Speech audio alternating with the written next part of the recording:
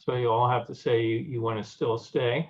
I appreciate everybody joining. I'm going to throw folks on mute, but Randy, if you're okay with it, I'd like to leave you open because you having been there, you can probably add things if you recognize some of the pavilions that I don't, okay, or make a mistake in there.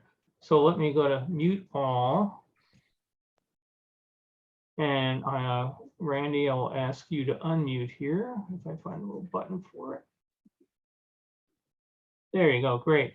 Yeah. Appreciate everybody joining. It's hope everybody's having a good Saturday. Mine's been a little quiet, a little crazy. I got just getting ready to get my notes ready, and the station calls. They've got a barricaded suspect, won't come out of the house, need to block traffic. So I got a crew going down there doing that. And if you see me looking at my watch, it's because I'll be getting pages on updates and how that's going. So not that I'm getting bored and trying to figure out how much longer until this thing ends. So appreciate folks joining. We're going to be talking about Expo 92 in Seville, or my son, who is majored in Spanish, told me I would get points if I mention as Sevilla to the folks that live over in Spain.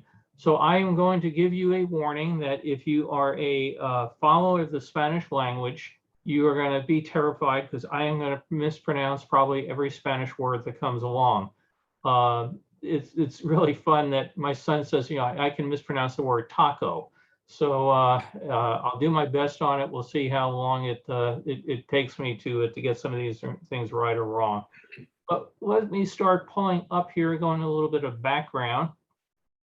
People are probably familiar with the fact that for World's Fairs, you have to start going at it in years in advance, putting together a bid, and you've got to win the okay to get your World's Fair done through the Bureau of International Expositions. So about 1983 or so, there was a lot of competition who was going to get a World's Fair in 1992. And Chicago was very happy that they were going to have the 1992 Chicago World's Fair. This picture Randy was gracious to send me from the Chicago phone book in 1984. They were really thrilled this was coming out. It was going to be held on the same site as the 1933-34 Chicago World's Fair. And the map that they proposed reused some of the elements of it. The Avenue of the Flags was done in the same thing. There were going to be aerial tram rides, just like in the others, and some updates, the dark line running around the area. They were going to have a monorail, but it was going to be a big World's Fair, and the money just wasn't there. The more they started penciling it out, it did not come to be. But what had happened was Seville was making a big pitch that they wanted to do an exposition in 1992 to be the 500th anniversary of Columbus. So in a rare vote, the BIE decided that they would sanction two expos to be held at the same time. And they were going to be twin expos with the theme of discovery between them. So here you can see in this picture, it says the theme of the Chicago Fair was going to be the Age of Discovery. Well, they decided to go with the same sort of theme in Seville and tie them together. So they went through all the trouble to announce it, and then Chicago, unfortunately, did not come through with it, and it ended up just being the one fair. Actually, there were two. There was a tie-in to the Seville Expo, and it turned out to be in Genoa, where Columbus was born. Very, very small exposition, but it was tied into the one in Seville. But we did end up with a major world-class World's Fair in Seville. This is a map of the area. We'll see a picture more of what the grounds look like. But this was on an island in the middle of a river that I will not pronounce, because I will get it wrong. And it was a chance for Spain to really put itself on the map. They had joined the BIE to get into the World's Fair business, and right after World War II, they were pretty much that they were hoping to do it. Matter of fact, when the King Carlos took over after the General Lissimo died, he was really big on getting a World's Fair for Spain to show that it was an up-and-coming country and not just a sleepy backwater of Europe. But it took 16 years for them to get approved for it, and when they got approved, they pulled out all the stops. They spent billions. They're still debating today how much they spent on Expo. because they used it as a major source of urban renewal. If we take a look at what the area was like, most of the land is cleared here. Work is getting ready to start. You see these two bridges over to the right-hand side and how narrow the river was at that point. They said that they had, over years past, introduced a choke point into the navigation area, that these bridges just did not let boats go by. You can see one going underneath the bridge over on the kind of in the middle of the screen, but it really limited the size of ships that go through. And over on the right, it got very narrow, and they called it either the choke point, the bottle, the funnel, all sorts of different names. But that area was basically blocked for major ships to go through. So the thought here was that besides having a World's Fair, we can recontour the shape of the island, and we can replace these bridges and make it better for the navigation. They also did a lot of flood control work because the river at times would flood and become quite an issue for the the area. In the center, you see one area still kind of there. That was a monastery. And supposedly in this monastery, Columbus spent time before he went on his journey, lived with the monks and worked with them. The monks left in about 1836, and it was converted into a ceramics factory. And this is the view as they're getting ready to build Expo. They were able to use money to do a major renovation of this monastery, which is still there today and can be toured today. Again, no longer used as a monastery. But it was a big issue when they started tearing down a number of things. Of course, preservationists got upset, historians were horrified, but they were able to take a bunch of the decaying buildings out, the ones that were really not part of the monastery, but the old ceramics factory, and try to do a restoration of them. So when I started getting into more pictures, one of the things I wanted to, oh, by the way, this is called Cartula Island, and it's still a great spot to go and tour today. We'll talk more about it. Here is the official mascot, Curo Bird. I have a description here of him. It was done by a fellow who had previously worked on the movie The Yellow Submarine, who was a Czech designer named Heinz Edelman. And he is the shape of a big white bird with the legs of an elephant, a long conical beak and crest with the colors of the rainbow. So he was a big hit, and we'll see him on the site on a jet ski, greeting celebrities, being in parades, that sort of thing. Generated a tremendous amount of merchandise and was very popular. Evidently can still get material with him today. Now, let me go over, we'll start getting some pictures here, so it's not boring talking, but let's see. I'm going to jump over here.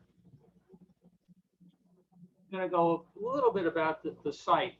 We were talking beforehand, people may have heard Randy mentioning the heat. When they started looking into where you build a World's Fair and when, this would be about one of the last places that I would want to pick to do a World's Fair. The usual average temperature for the summer months in which Expo was held is about 40 degrees, which isn't really too bad, except that's 40 degrees centigrade, which translates to 104 degrees Fahrenheit. So if the average temperature is 104, and that means sometimes it goes low, it also means it goes high. So when Randy was mentioning he was there, it was 120 degrees. So you can joke all you want about the dry heat, but 120 degrees is still a very formidable temperature to deal with. And one that makes it, this area, Spain, Andalusia, is not generally known as a vacation summer kingdom to go to because of the heat. But you have to generally have a World's Fair mostly in summer because that's when people get their vacation. So we're going to be looking more at the fair. The theme for it was the era of discoveries. It was 531 acres, 112 countries attended, many regions of Spain, cities of Spain we'll look through, and 41,814,000 people joined Randy in going there.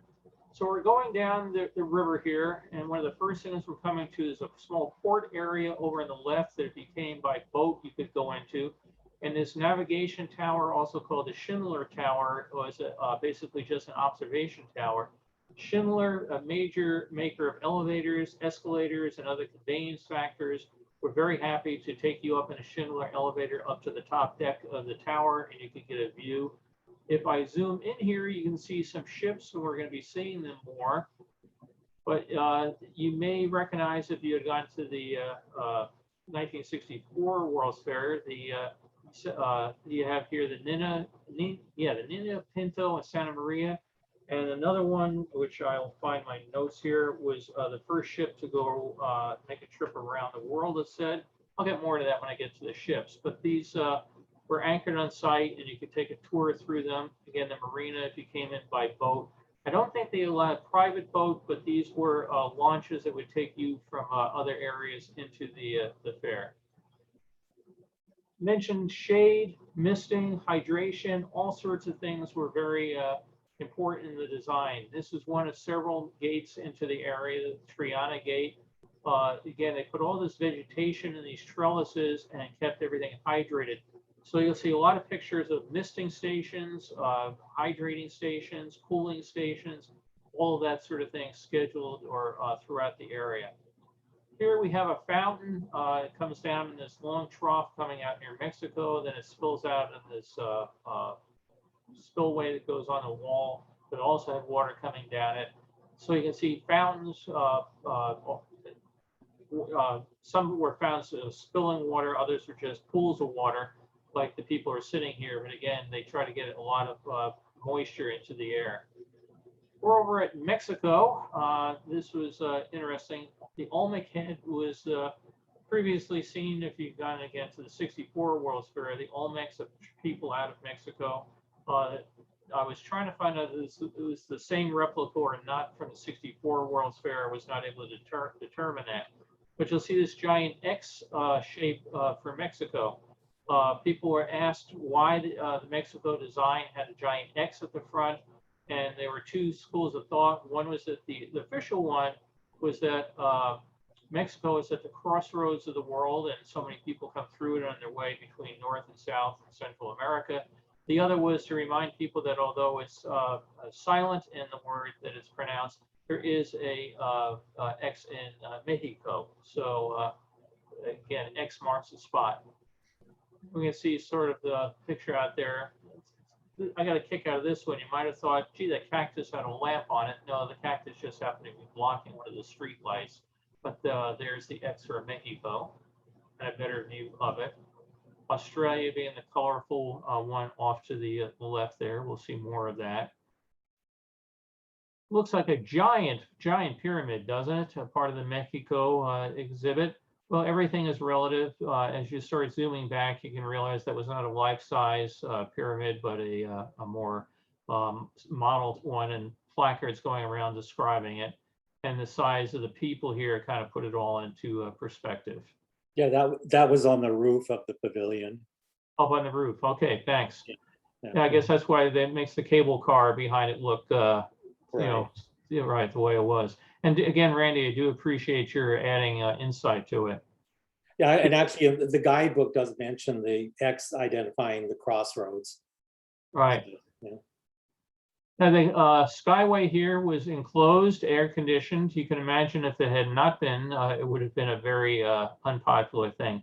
Down below is a man-made lake, the Lake of Spain it was called, and we'll see more of that as we go through. But the Skyway gave you a great view of the fairgrounds. They made a point out of how many ways there were to get around the fairgrounds. You had a monorail system, you had trams, you had the Skyway, you had boats. So it was a big site, again, 531 acres, and said that it took several days to see it all, but they tried to make sure that you had multiple ways to be able to do it. So here's a nice view of the sky cabins, the Lake of Spain. One of the two new bridges, we'll see them more close up, and that's a big tower in the background holding the suspension cables for the bridge. This area here is called Andalusia for the Young. It's a giant set of buildings, model buildings that designed to be walked through.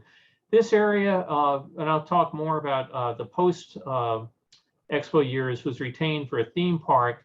And unfortunately, over time, people broke in at night and stole a bunch of the buildings and took them home. And unfortunately, it did not survive a long number of years. But you can get an idea here about the cathedrals, monasteries, other things that were landmarks of the Andalusia area, and these folks enjoying their walkway through it. Mentioned you could get train rides or tram rides. So the tram was disguised as a train and took you around the facility. Monastery at Andalusia for the young. And again, other things that were popular: stadiums, some factories, statues, monuments. So you could get the whole province in a walkthrough. This is Cruz Campo. They had a beer wagon there. You can imagine with the heat, the beer was probably pretty popular with a bunch of people. You could also, we'll see a lot of symbols for Coca-Cola coming up, the official soft drink of the Expo. The Cruz Campo Pavilion.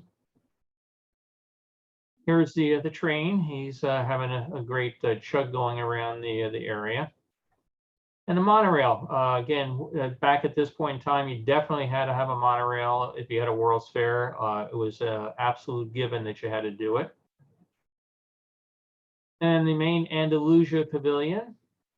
So again, you had all sorts of very good participation from throughout Spain. Basically, the Spanish government said, you will be there. So you had the regions of Spain, the cities of Spain, industry of Spain. They also went way out of their way to try to make the fair as inclusive as possible for areas that economically would have a tough time. So they had a pavilion for Africa, a pavilion for South America, a pavilion for Central America, to try to get each of the areas to get as many of the countries to participate as possible. And they were very proud that things like in Central America, they got all the countries to participate. Some of the participation was very small, but they were there. And again, it got to be a big selling point that it was truly a World's Fair. Some statues outside Andalusia. And they, again, the various regions of Spain came and participated. If you look at it, some of the regions were sort of akin to our states in the United States. Some of them have more autonomy than state governments do. So it's a different political system than we're used to over here, but it became a point of pride for the various regions to participate. The main entrance here to the Castilla y León. My son just went out the door, so now I don't have to worry about horrifying him. So more about Andalusia. And they had great fun. A lot of the countries, as you see, you go back here, they had grids. And here's a grid on Madrid. It can help you make your pavilion look even bigger and more impressive than it was if you built on the exterior grid work to it. And you could also do some more eye-appealing features to it. So this is a promenade going around the Lake of Spain.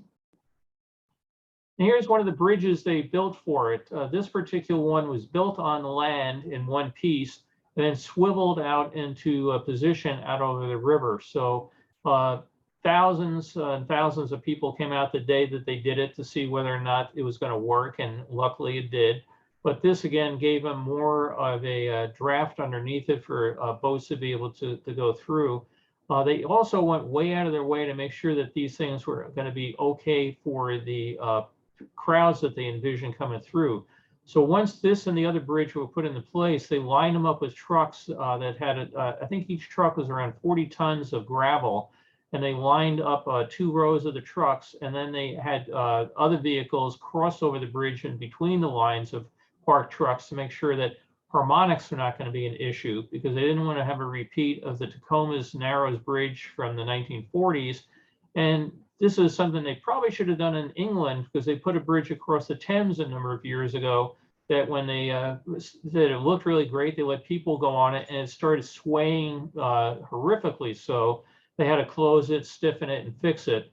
But they didn't. The government of Spain really went out of their way to make this a world-class expo. and make sure that nothing was going to embarrass the Spanish government.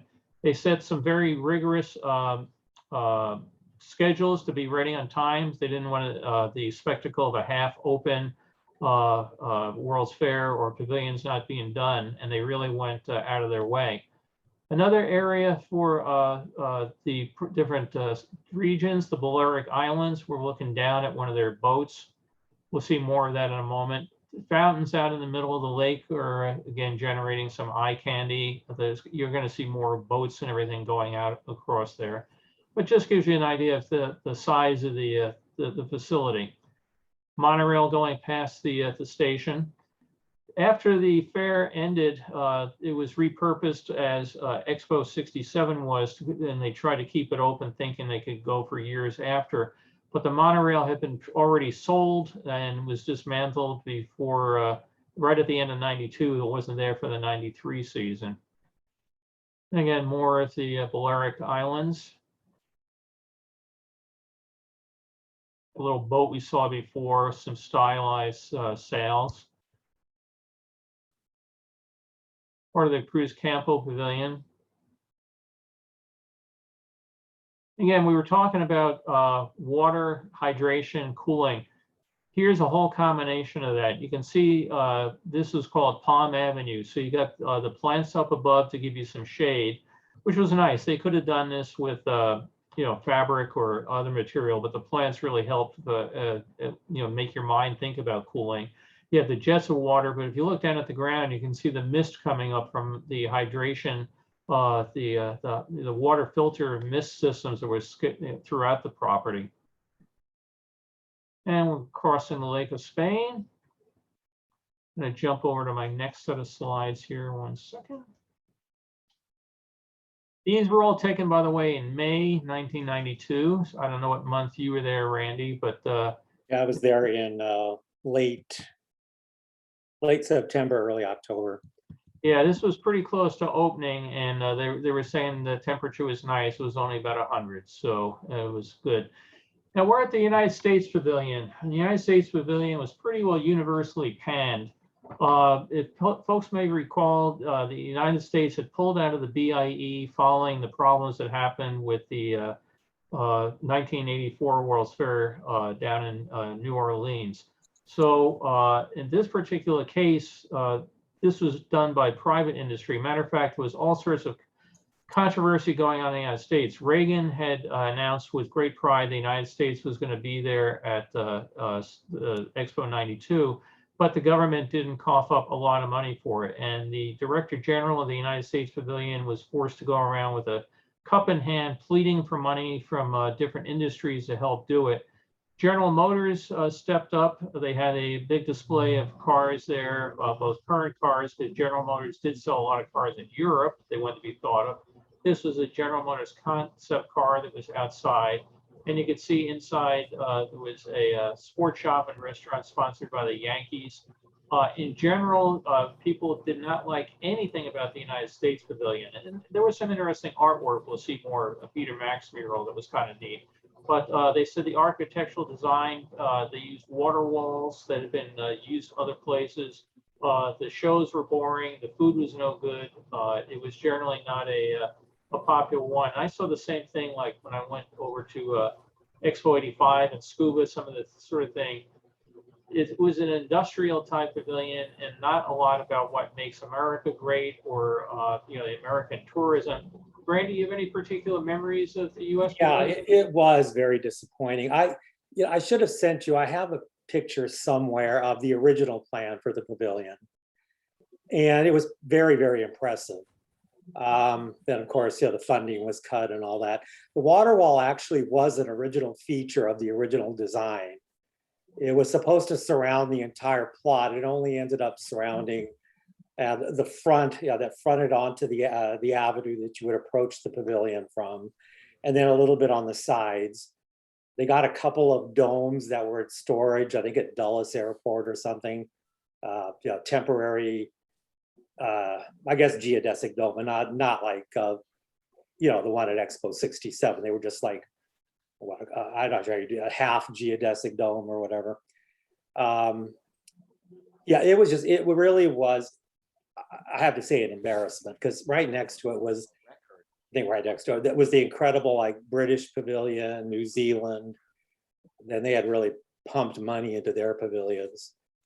Yeah, like I said, the critics were really nasty, but the only thing they thought was really impressive was a copy of the Bill of Rights, which they mentioned was guarded by US soldiers 24 hours a day.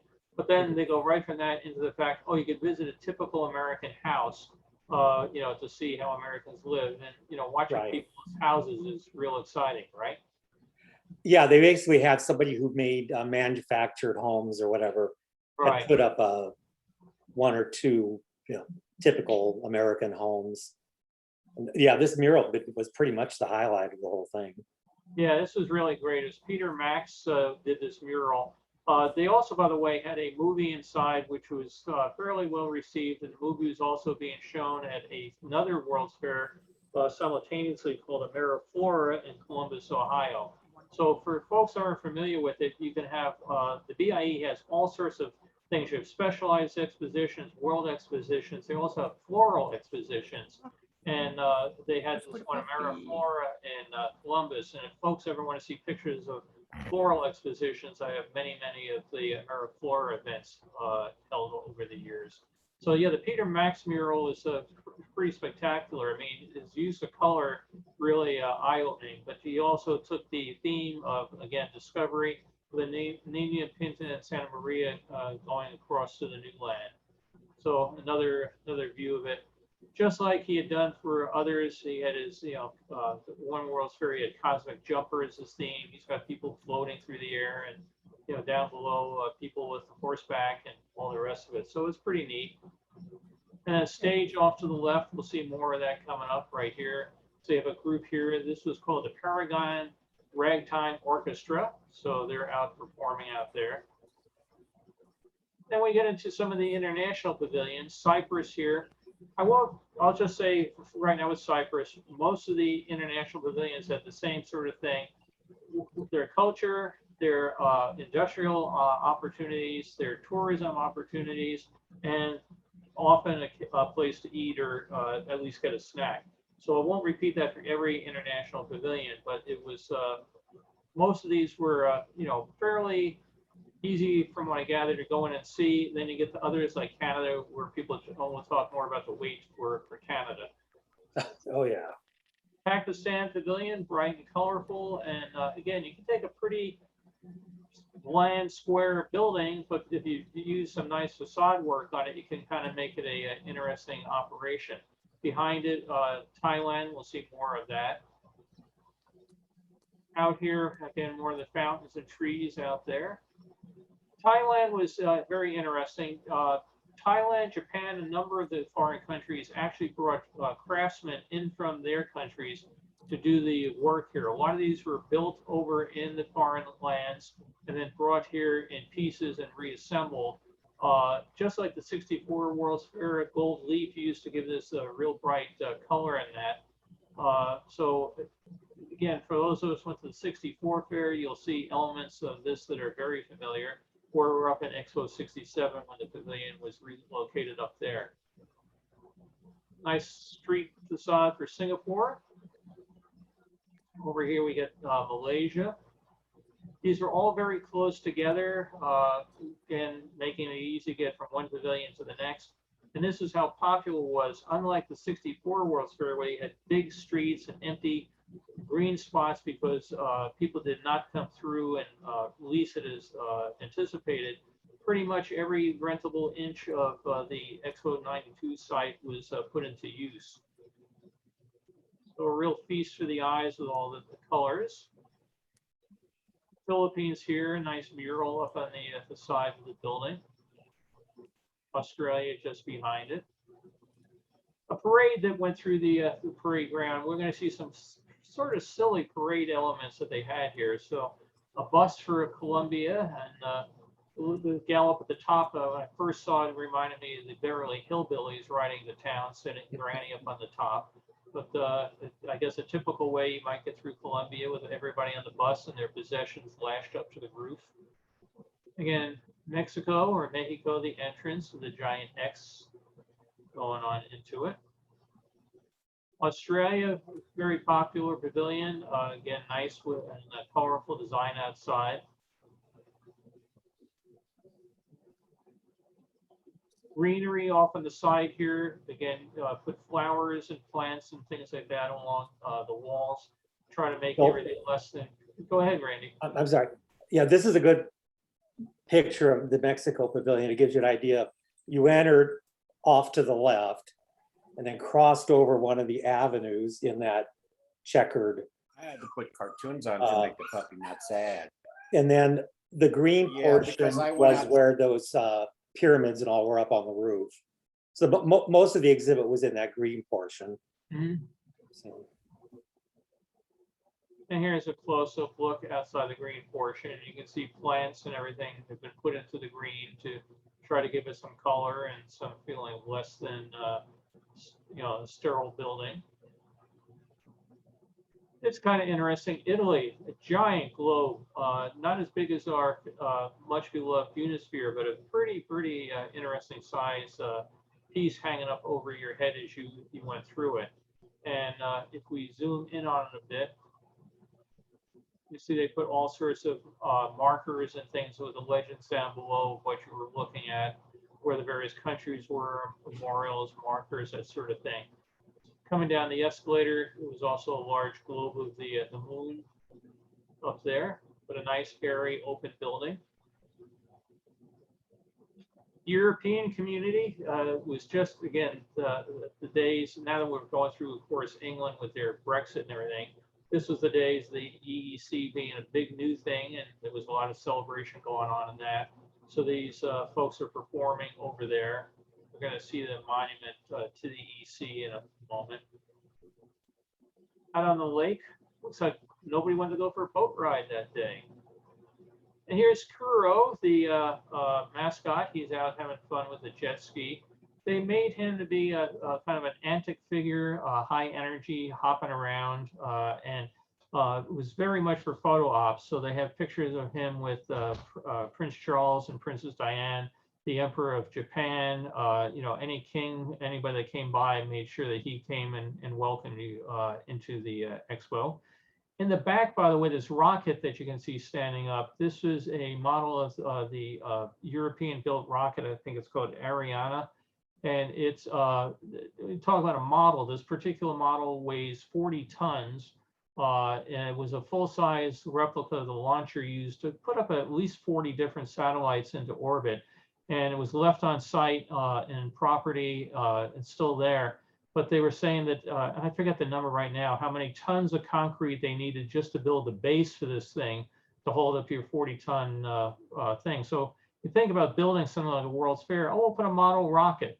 Well, your model rocket weighs 40 tons, so the civil engineering required to do it is pretty formidable. Puerto Rico is this round building in the back. It was interesting that you had a United States pavilion and the Puerto Rican pavilion. You didn't have a California or a New York. All the other states didn't participate, but Puerto Rico decided to basically go out on its own to try to really draw interest to Puerto Rico for economic and tourism possibilities. So that was the only, again, a lot of people in the United States don't realize it, but Puerto Rico is part of the United States, and they were unique in having their own, territory pavilion. Bill, on Puerto Rico, it was really a nice building. It was really nice. But basically, kind of like I think Jamaica was at Expo 67, was basically a rum bar. Mm-hmm. There were some exhibits inside, but it was a wonderful open rum bar that opened onto, I guess, this plaza that we're looking at here, this avenue, and very, very popular. I mean, my friend and I had a couple drinks there, and it was just a nice place to sit and people watch. Yeah, it was one of the buildings kept after Expo ended as well, and I think used as a restaurant and facility like that. Here's your entrance up into Mexico. As Randy mentioned, you go up the escalators here into that walkway into the main facility in the back there. And we're looking from Mexico up Manfall.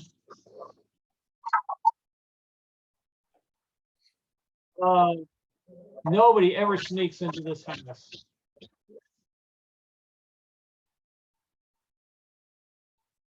Carol is rushing to take care of the dogs. So that one of, again, the covered walkways. And we're gonna go, again, we're hopping around. So here's the entrance into the courtyard outside at the United States. More hydration and water going off in effect. Inside, they were having a demonstration here of wheelchair basketball. So different things, different parts of culture from the US.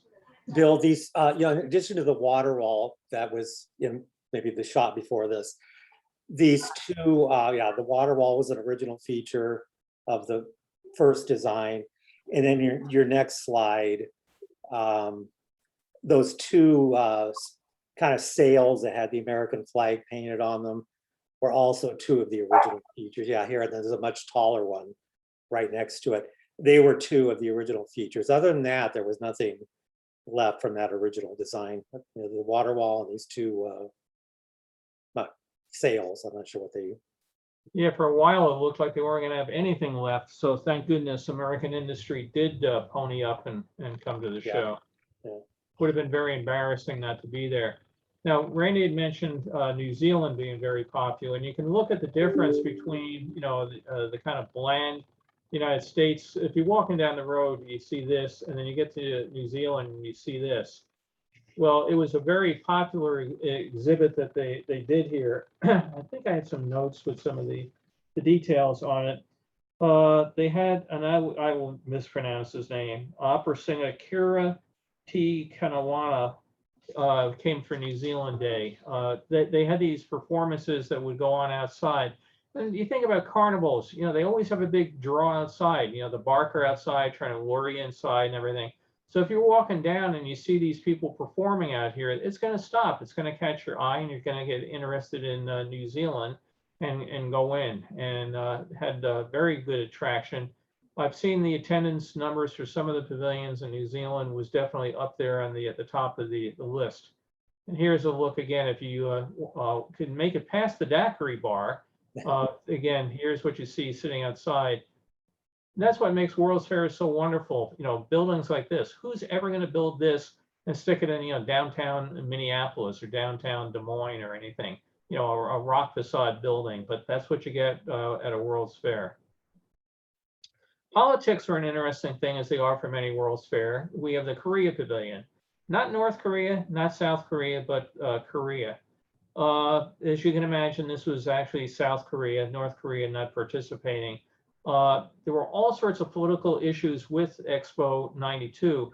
When it started, there was East and West Germany. Well, when they started planning and building, were East and West Germany. When it came time for the actual event, there was Germany. So they fellows from East Germany decided that they would join with the fellows from West Germany and go into the pavilion that was designed for West Germany to become the German Pavilion. The USSR Pavilion, which already had the letters on it for the USSR, all of a sudden had to have the letters ripped off the wall and it became the Russia Pavilion. You had Yugoslavia had the problem that the Civil War broke out, and the pavilion had issues. I think it was actually closed after a while because of that. You had problems going on, and I can't remember, it was Iran or Iraq could not be there because of problems back home with wars and that. So all sorts of things. We can start a Expo, but if it takes you 10 years to pull it off, most people that are in power are not going to be in power 10 years later. But in many of these cases, the countries simply did not exist 10 years later. So they rolled with the times. Again, Puerto Rico, Randy's rum bar, very nice design. Spain, as you can imagine, went all the way out. They really put a massive amount of money into their pavilion. A lot of these things, the budgets and prices are kind of buried because they didn't want to admit how much they spent on some of these things. But this dome here was a theater built by iWorks, the same one of iWorks fame, and then his sons that went off to Disney.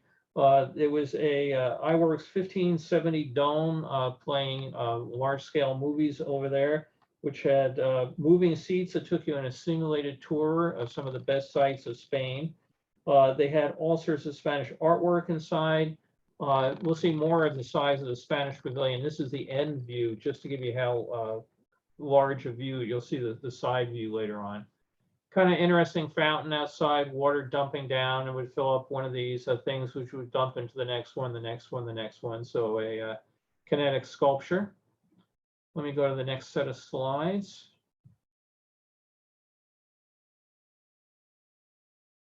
Again, here's more in Spain. This one got a little damaged. I was not able to totally restore it, but you can see how large the building was. They really went way out to put this thing together. Another view of it, the Skyway going past. Looking down, they had a nice little patio garden area outside. Looking over towards Australia. Siemens, a large European manufacturing conglomerate, built this pavilion, again, used in the site afterwards, but a large number of industrial exhibits.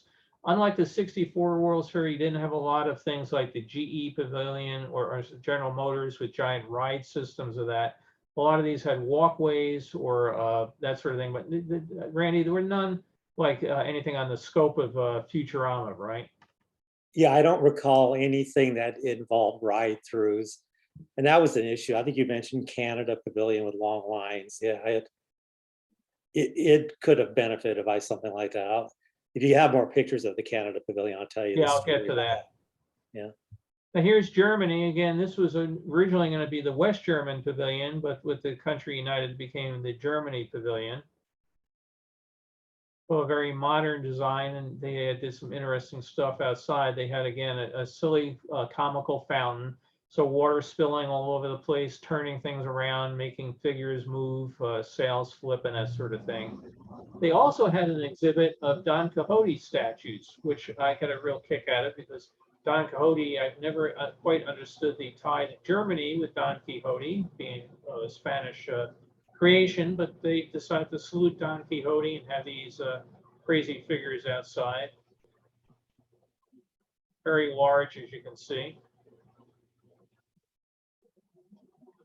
That roof was very impressive. It was inflated and then held up or held in place by the cables, and then suspended from that blue mast. It was very impressive. It kind of reminded me a bit of the Expo 67 design, using these pylons to hold up a roof and give you a tremendous amount of space underneath. Right. Then they had, again, I mentioned the parade that went around. So here we see a rocket car from England going down. It was again a giant inflatable going past here. That is the UK Pavilion right behind it. Yes, right off to the left side. You can see here signage, the UK flag. Over here with signs telling you where things were. Through the water and everything that's pouring through here, you can make out in other pictures a giant Union Jack that's inside of it. But we had, again, they're giving a salute here to transportation. So you got sedan chairs, rocket cars, the Columbia bus, other sorts of things that were in there. Unit from Spain marching through. I'd hate to think how these costumes must have felt on the 120-degree days. Outside of England, you had a boat, the British Steel Challenge boat, one of the boats they were trying to use for one of the races. Put on display to go and walk through here. Again, going back through New Zealand. I'm not sure what the ONCE Foundation is. I forgot to look that up. Do you remember what the ONCE is, Randy? I don't, but I could look it up in my guidebook if I can find the guidebook. Thank you. My guidebook is sitting up in my library. I forgot to bring it down with this morning's fire drill. So let Randy look that up and we'll hop on. Then you had these spheres. If we have time, we'll look at the site today. Some of the elements like this are still sitting out there on Cartula Island today. This one, God, I have the name identified later on. We'll get back to it. That was I think Latin America, I believe. Oh, yes, right. Yeah, they call it the Pavilion of America. Thank you. Yeah. That was the multi-state area built for Latin America. Did you find the foundation? No, this guidebook is in weird order. I'll find it eventually. Giant structure outside one of the main gates coming in. And there's some pavilion. I don't know which pavilion it is, but they were doing a dance exhibition.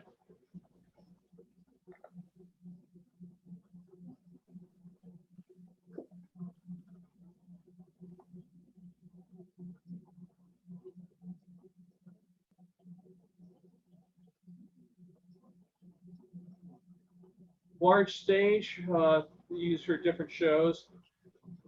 Here you see some of the bands that have just finished the parade have come out on stage, and they're going to be followed by, of all things, a clown act. So, you know, interesting juxtaposition. You have a traditional British type band playing in the background as a bunch of clowns who are all cavorting across the stage out in the front, and then dance troops coming out.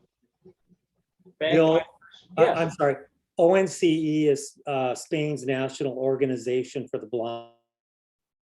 It was a very interesting pavilion. What I remember most about it was it had a couple of drinking fountains on the interior of the pavilion, and they were chilled, and because it was inside, they were ice cold. So people actually would stand in line to go get drinks of water from those two fountains. That's funny. Yeah. We have Czechoslovakia on the left with a sort of provocative picture out in the front. Switzerland, the big tower off behind it. Czechoslovakia was, again, interesting design. You can take a small building, put a big facade outside. If you remember what the pavilion for the gas company looked like at the 1939 World's Fair, it's pretty much the same sort of thing. Put up a facade, use some fabric, cover up the building inside, and you end up making a building look 2-3 times the size of what you've actually spent your budget on. So again, you walk right in, escalators taking you up, and then you would start at the top like an IKEA store, work your way down to the bottom and see the wonders of Czechoslovakia. So I'm going to jump over here to some more pictures. The ones you've seen up to now, I've fully restored. We're going to be jumping to others that I scanned many, many years ago, and I'm not doing all the color work on them, but they're still kind of interesting, and I want to share them with you. Way back in 1929, Seville had been the home for another World's Fair, and it was a pretty small one because the major World's Fair that year was in Barcelona, but Seville was not going to be left out, so they built their own exhibit and tied it into it, and built some of these buildings, which very luckily have survived to this point in time. A number of these got face works and renewals for the Expo 92. Again, the government really wanted to put Seville on the map. Some of these buildings had deteriorated a bit over the years and were being allowed to get run down. They did a tremendous amount of work. Some of it not quite finished, as we'll see in some of the pictures by the time the fair opened, because when they had to make a decision where do the resources go, they put them into the main fair site, not over into the restoring pavilions. This was called the Tower of Gold from the original exposition in 29. Something went wrong with my scanner, ignore the big black line. A number of these buildings are still in use today. The park, the grounds were from the 29 World's Fair. And we're actually going to take a look at some of the pavilions closer up. This, for example, if we look at the picture here, was still being done, but as it tells us, this was the Argentina and Guatemala Pavilion built for the 1929 World's Fair. So it's still there and still being restored. Amazing it has survived all that number of years. The Guatemala Pavilion, again, amazing tile work, 1929. So, you know, it's coming up on the years there. This was the United States Pavilion for the 1929 World's Fair, and it was used afterwards as the United States Consulate and Passport Office. So again, very great that these things have survived. So if you again look at one of these old pavilions and you look into it, there's the U.S. symbol over the door since 1929. we're hopping back over to Seville 92. We're taking a boat ride going underneath the bridge here, the Siemens Tower.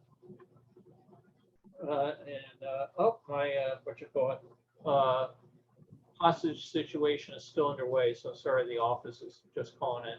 So the Siemens Tower, and then you had the boats here, the caravels. 3 of these were built by different companies that were doing it. One of them was actually done by the Spanish Navy as a big point of interest and pride. So you had the Nina, the Pinta, the Santa Maria, and the other's called the Now Victoria, the ship that went around the world. And I don't know which of these is which there, but these have been preserved and still exist today and are an exhibit. It's interesting, the space shuttle. You would have thought the United States Pavilion, boy, what would be great? Bring the space shuttle over like we had it at the New Orleans World's Fair.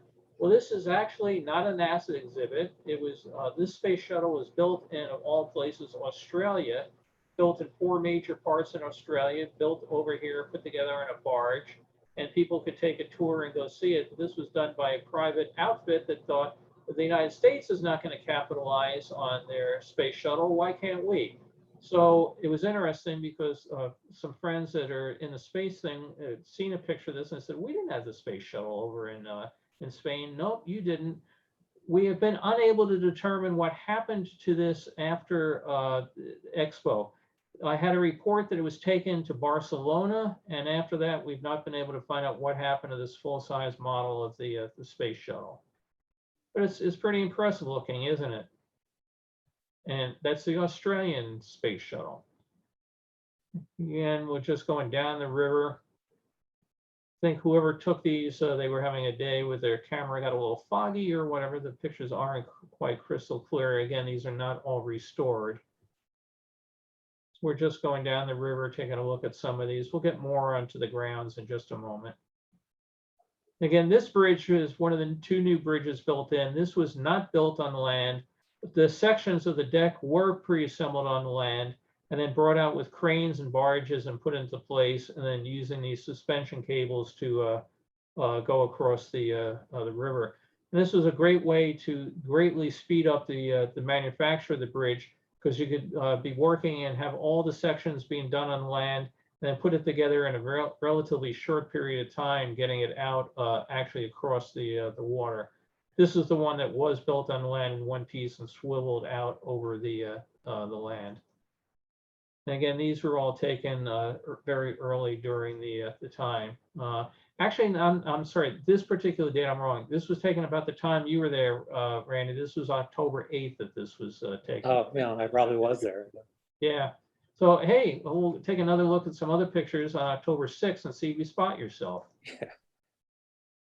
So again, small pavilions, they could be done in small budgets. So we had Jamaica right next to the Bahamas, and the other Caribbean nations. We'll see some more of that. Yugoslavia mentioned they were having a problem at home with a civil war, but that did not stop them from operating a restaurant. This is kind of interesting. They built all these things, manhole covers and access doors, and stamped them in there with the Expo logo. Here you can see that this is drinkable water. If you go to the site today, these are still studded all up and down the island and monuments to what's out there today. Part of the refrigeration system that carried chilled water from a central facility out to the pavilions for use in their air conditioning systems. This is kind of interesting, tribute to other World's Fairs. So we have a pretty good sized mock-up of the Eiffel Tower. Posters from different World's Fairs. Here in the front, you can see the Trilon and Perisphere from the 39 World's Fair on display. So some of the things were fairly small, the redoing of the theme structures, more of the posters. We'll get back there in a second. Switzerland popping into view. In the back, the Vatican Pavilion. Italy in the back. And the covered walkway. Germany down below. Plaza outside of Germany. Do you want to get back to the World's Fair theme structures that they recreated? They did some fun stuff there. Let me jump to the next wall. So again, that was October 6th. We're going to jump up to October 9th. A map of this particular section of the fairgrounds. You can see that because they had cleared the island so totally, they did not have to work around too many existing geological features. So they were able to pretty much go with a very orderly grid system, which made it kind of easy to find your way around the grounds and not have to, try to figure, how do I get back? How do I miss anything? You always talk about location, location, location. Well, each pavilion could get a pretty good location because most people are going to go by your particular area. Romania, not at a lot of World's Fairs, but at this particular one. Cuba, big pavilion for them, for a small country. Papua New Guinea, again, not one that I can think of being at a lot of particular World's Fairs, but they made a presence. Spain really went out of their way to court them. This is it's called both the Red Cross in parts of the world and the Red Crescent in others. So their worldwide humanitarian efforts were saluted here. Bill, I'm sorry, just that Red Cross Pavilion was really an exceptional building. Fortunately, it was torn down a few years ago, from what I understand. You actually went on individual tours if you spoke English. We had a very charming English-speaking guide who took my friend and I all through the pavilion and explained all the different, relief efforts of the Red Cross and Red Crescent. I was very impressed. Oh, it's good. Good to know. Yeah, there was a lot of controversy when it was torn down. People were not happy to see it go. Yeah. South Africa, nation of. And here you have Sri Lanka and Ceylon sharing in here. Big thing about how they would manufacture things like the Buddha was brought over and assembled on site with a appropriate pomp and circumstances, again, by people traveling over from the host country. Monaco was very popular because when you think of Monaco, what do you think of? Casinos, right? Nope, they had a giant aquarium and a very popular aquarium. It's still there today. The building is now used by the water board that develops or delivers water to this part of Seville, but they have kept the aquarium inside. So you can now, 20 years after Expo, you can still go out and take tours of the area. You have to schedule it because, again, this is their office building now, but they do still provide tours of the aquarium out there.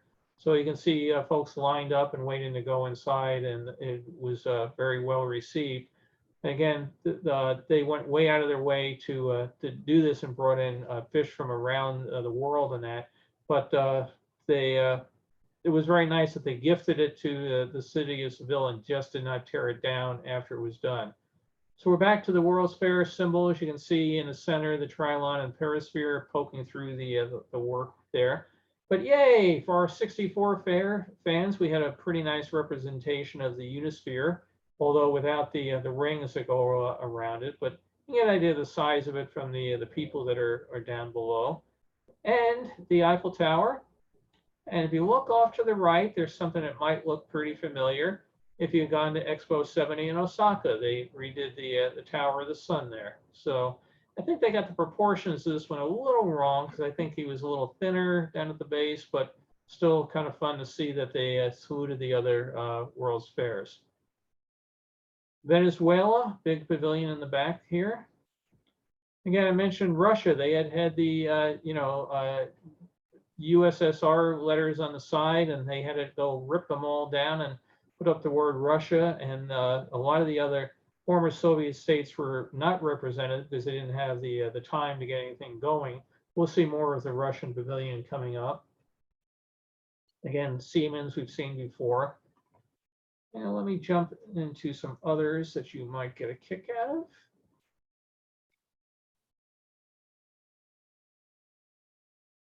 So you had Turkey here. This is kind of interesting. We'll see more of Turkey with ancient type design down below. But this was a very interesting symbol of the pavilion. Very tall, see-through piece here with the symbol up on it. The countries actually went out of their ways to try to come up with symbols or logos for their pavilions. Turn out the top one, we'll see in a little while, was done by Ireland. But it was, again, you have an international World's Fair. You're trying to make people come and see it if they don't know who you are, because you could put your flag outside. People may not recognize the flags of the world. We may not all be Sheldon Cooper from Big Bang Theory and memorize all the flags. But you look at this and you see it standing up in the sky, it might attract you to go over and see more about it. So we'll take a look going down the road here. Randy, do you remember which pavilion this was? I was not able to place this one off the top of my head. I think from the red building behind it, it might be the Americas. It could be, I don't recall. Yeah, I mean, Yeah. the artwork and the building, I think this might be the Americas. I'm gonna have to try more to match it. Yeah. This was the Pavilion of the United Nations, and this was another one that was very well received, you know, combining this dome work over it and the building inside. And it was just torn down very, very recently. I Had was been gonna used, say that. yeah, Yeah. used for a number of years in the industrial park that took over the site. And this became one of the ones where the preservationists were going way out of their way to do it. The site owners wanted to get it done, and it was like in the middle of the night, let's tear the damn thing down. And oh, by the time everybody's protesting, it's too late to do it. It's been destroyed. Terribly sorry about that. But this was used for exhibits and performances for the last 20 years, and I think it's only in the last year that it's been lost. I think this was the Expo nursery. The Catalonia area, another region of Spain, one that's always threatening to secede from the rest of Spain. Another one of the regions of Spain. We'll see another, there's a better view here. Another, again, the region, giant bear going up the side there. Korea, again, you got Puerto Rico off to the side, Korea. In the back is you have the tower. We'll get a closer view of that as the European economic communities with combining the elements of each of the flags of the EC nations. Over on the left, you have the pavilion here. See the name shows up, Rank Xerox, again, an industrial pavilion. And again, what I love about World's Fairs is who'd ever build a building with a giant hole in it? Oh, wait, the French have one now. So sometimes you do end up with elements in the real world, but for the most part, you end up with these things at World's Fairs. Philippines, again, big restaurant down below. Some general views. Mexico is really smart that those giant X's really did mark the spot, didn't they? I mean, it really let you know where their pavilion was. So without that, your eyes might just, you know, go right past it, but then they kind of let you know where they were. Nice close-up view of the gold work on Thailand. This might be within Thailand. I don't know for sure.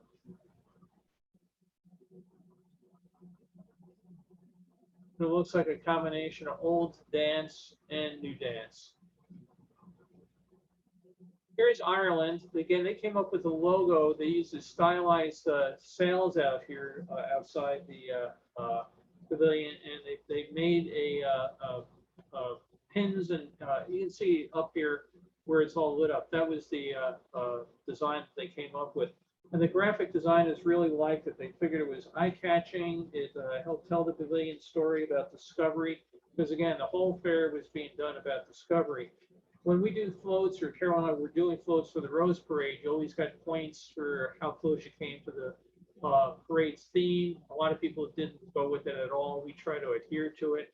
Ireland got credits for the fact that from very walking up to the pavilion, there was discovery and travel.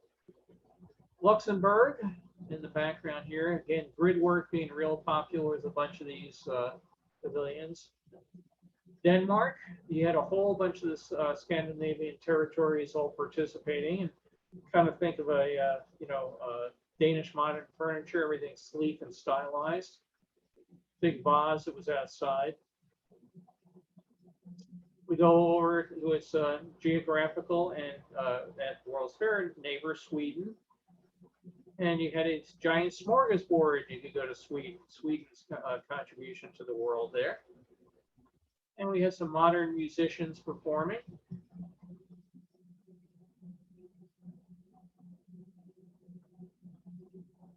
I'm not quite sure which pavilion this model is in. Randy, do you have anything? Japan, I know was interesting because it was built by a crew that came from Japan, and it was the largest wooden structure at the fair. Do you have any particular memories of Japan? I do. I also believe it was built without nails or screws or bolts. I think it was all wooden, you know, fasteners and whatever. There was not a lot on exhibit on the inside, if I remember correctly. The building was pretty much, the attraction. Right. It was very impressive.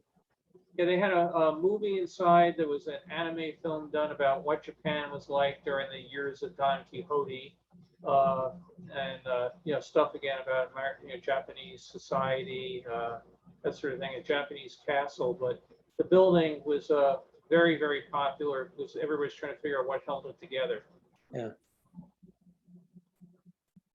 Japanese people down below as you walked in, different ways of life and traditional costumes and modern. Saudi Arabia, sort of a small pavilion inside. Again, use the grid work and put everything out front and put a big facade out there. Again, Russia, up above, you had these moving panels of different colors up there. We'll see more of that.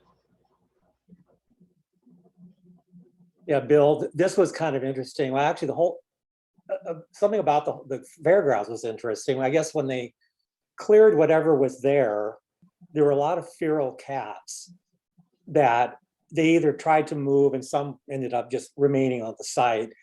And at night, these panels were illuminated from behind, and you could see the shadows of cats walking back and forth. It was really interesting. That's the sort of thing only somebody had seen it would have known about that, right? Yeah. Papua New Guinea was styled over there one of their traditional meeting houses. Jump to another box of slides here.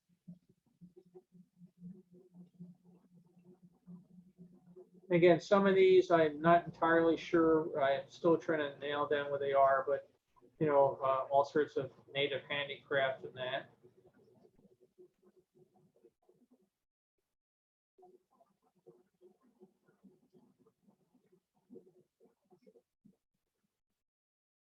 Okay, South Africa. China, of course, was, do we have mainland China or do we have Taiwan? In this particular case, we have mainland China. They had a replica here. I think we'll see it coming up. Yeah, the Great Gate. You see this at basically, this would have been right at home at Expo 86, the sort of Great Gate that they I always assumed it was the same one, no? What's that? I assumed that it was actually left over from Expo 86, but maybe No, not. they left that behind in Vancouver. Oh, okay. So, yeah, it was another one that you think about it. So they had a 360-degree film inside. They had pieces or replicas of, I think, actual bricks that were brought over from the Great Wall. You can see again from the size of it, they made a pretty significant investment coming over.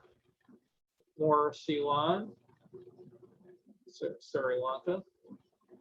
You can see again, most of the pavilions, you look at it in this particular day, no lines, right? Everybody's just going in. Look at Monaco. That just showed you how popular that. Yeah, we never got into it. It was just, I see nuns. Yes, the ever-present nuns. They Yeah. have to be at all the world's fairs, right? So good eye. Now Canada was real interesting. Canada became one of the most popular pavilions at the fair. They had a movie called Momentum, and it was done in 48 frames per second, basically a super IMAX. They called it IMAX HD. The pavilion, the movie was so popular that people were reported to wait 7.5 hours to get into the Canada Pavilion. Piece of graffiti written on the wall, one of the newspaper articles in the LA Times mentioned, "I was an infant when I arrived to see Canada. I was a granny when I left." So absolutely amazing piece of construction. Had an artificial pond inside with stages and performers going inside. The Aurora Borealis restaurant at Arctic Fair from Northern Canada. And This, by the way, was the first foreign pavilion to begin construction to get on site. So memories, Randy? Yeah, it was very crowded. We waited, I think, well, here was the deal. You know, as Disneyland or anywhere, you know, you get in line and there's a sign that says, you know, 45 minutes from this point. So we get in line and it says an hour and a half from this point. 5 hours later, we're still not in the pavilion. And we were probably about half an hour from getting into it. And a bunch of kids decided they had had enough and they just broke down the barriers, you know, that form the switchback lines and started rushing for the entrance. My friend and I got caught in the middle of it. And, you know, we ended up in the pavilion, but it was not the way it was intended. But yeah, I even brought it up to the host that, you know, when we got in line an hour and a half and here we are 5 hours later, just getting in. The building was faced with nickel. I remember that. And the films were pretty super. Great exhibits on the inside once you got in. If anybody has a chance to look it up, the film is called Momentum. It was done by the National Film Board of Canada. I understand it was also being shown simultaneously in Canada, but if anybody's able to find out if that still exists, it won't be the same, of course, because it's not done in IMAX HD, but it'd be interesting to know if it still exists and can be seen without a 7-hour wait. Luxembourg, we're going to hop around here so we don't fill up the whole day. Holland, again, a small pavilion, put a giant exterior outside, billowing, sort of cloth work and disguise it from out there. Belgium was interesting. These panels outside, moved and gave you some sort of, sense of the flag over here. They could be rotated. This one, Randy, do you know which one this was? No, I don't. Yeah, It might be Italy from a weird angle. I'm not sure. Might be. I'll figure some of them out. Maybe the flag will help me. France Pavilion, again, they had a boutique and restaurant. Almost all these things were multi-stories with the IKEA model. Get you in at the top, take you down, let you out at the bottom, and down the bottom you had a boutique, restaurant, gift shop sort of thing. The French Pavilion was interesting because most of the exhibit was subterranean. There's a plaza on the other side of the building that you showed. And, that's the Russian pavilion where the cats lived. Right. I'm not sure which pavilion has this model in it, but here's the EC tower that I wanted to show. This again, they took all the nations of the EC, their flags, and put their design into it with the colors cascading down the side. So I don't know in the Brexit days if they got to gray out the UK flag. There were exhibits in subterranean below that tower. What I remember most about it was Philips had an exhibit. It was the first time I ever saw HD flat screen TV. Yeah, there's actually, we'll see a thing about the HD pavilion that they had out here, and this was the first big thing going into it. Yeah, that's France. And actually on the left side, that big metal thing where you took the escalator down to see the primary part of the exhibit, which is below all these steps.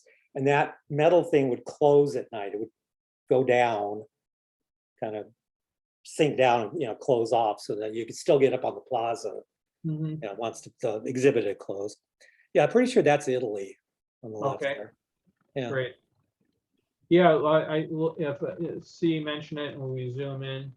Yeah, you see the Italian, Italy. Yeah, you see the boot.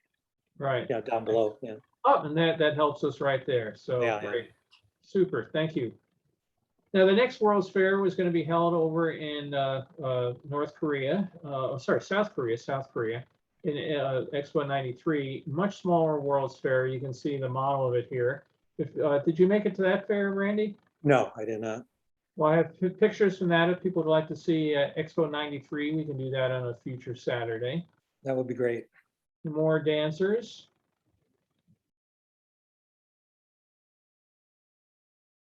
These cooling towers were all stretched out through the facility, and they are still there today. The idea was you could go out, stand underneath them, and get some color, some shade from the sun.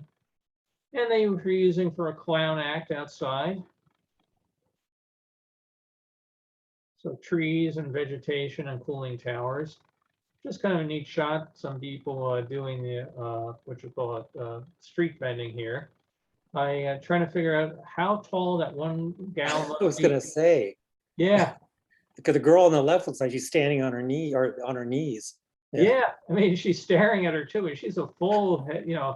height above. So she definitely a kick.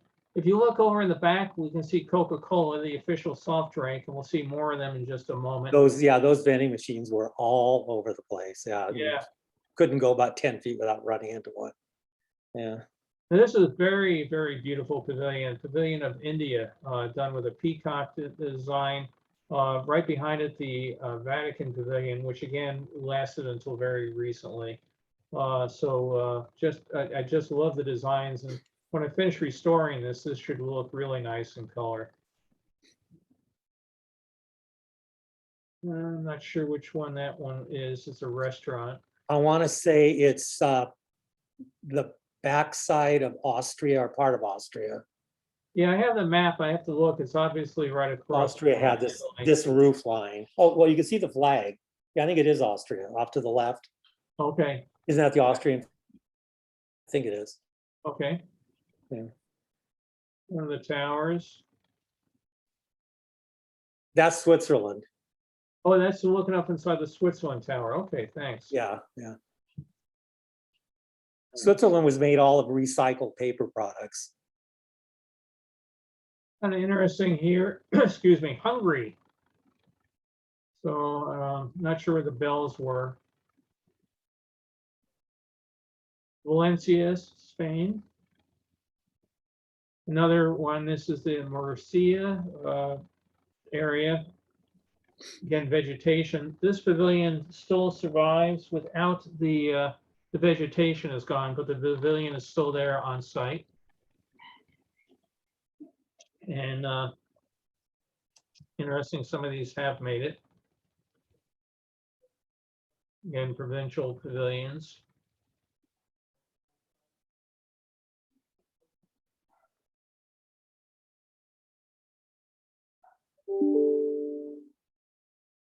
Parade going through the grounds.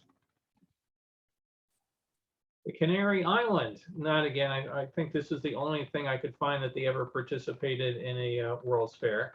And if we look down below here, there may be a symbol that looks real familiar. Mickey, I don't know if I'll get to them today, but Euro Disney decided the very, very last minute they would participate in Expo 92. It was actually the very last pavilion to sign for Expo 92 and the last pavilion, I think, finished for Expo 92. But they were trying to convince people that they should come on over and see Mickey over at and visit him in Paris.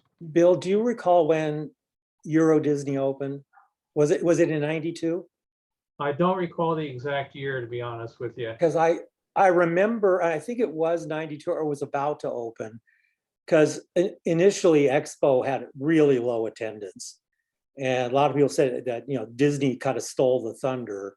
Mhm. But as the months progressed, word of mouth said, this is definitely worth going to. Yeah, it could be 92. The Catalina area.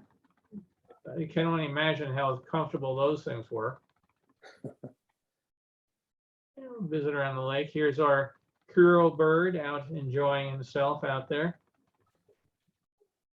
Well, I cannot imagine what this is supposed to represent. As I mentioned, they had kind of a comedy parade going through the area. But So approaching age 70, I know what those nose hairs are about. Yeah, I was thinking about that too. The guy needs to get a trimmer. Yeah.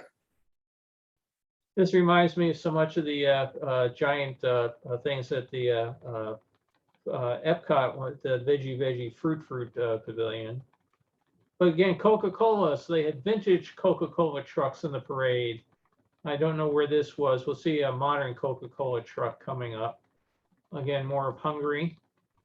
That building, that exhibit was really amazing. The building was really amazing. And Yeah. I went to an exhibit up in West LA several years ago. I wish I had bought the catalog for the exhibit. has something to do with Disney planning.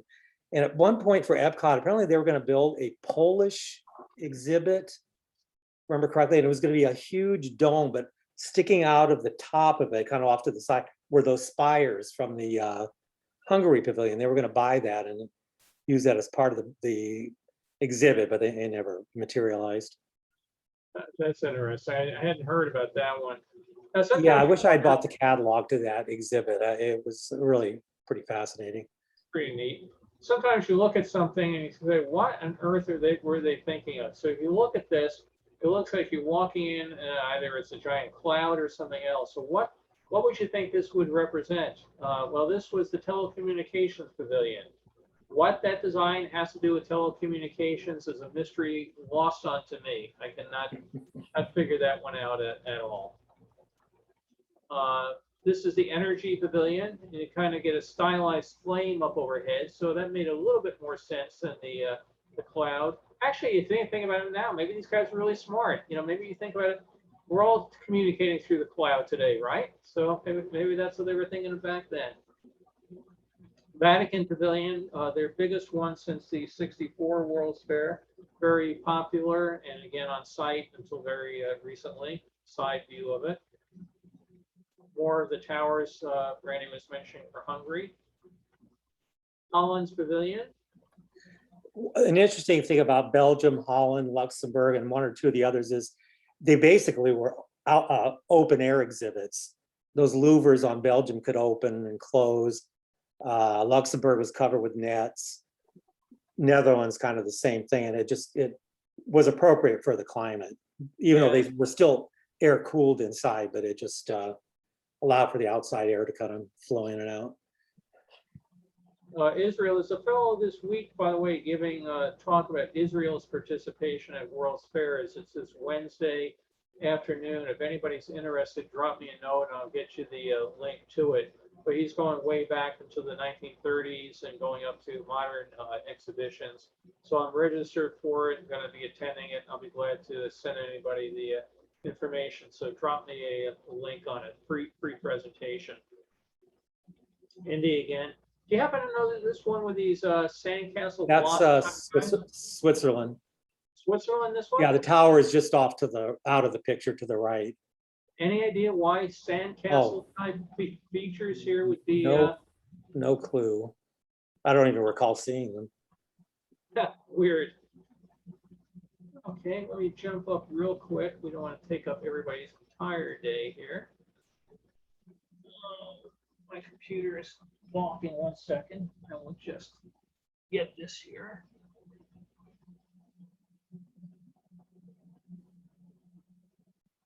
Okay, 1 second.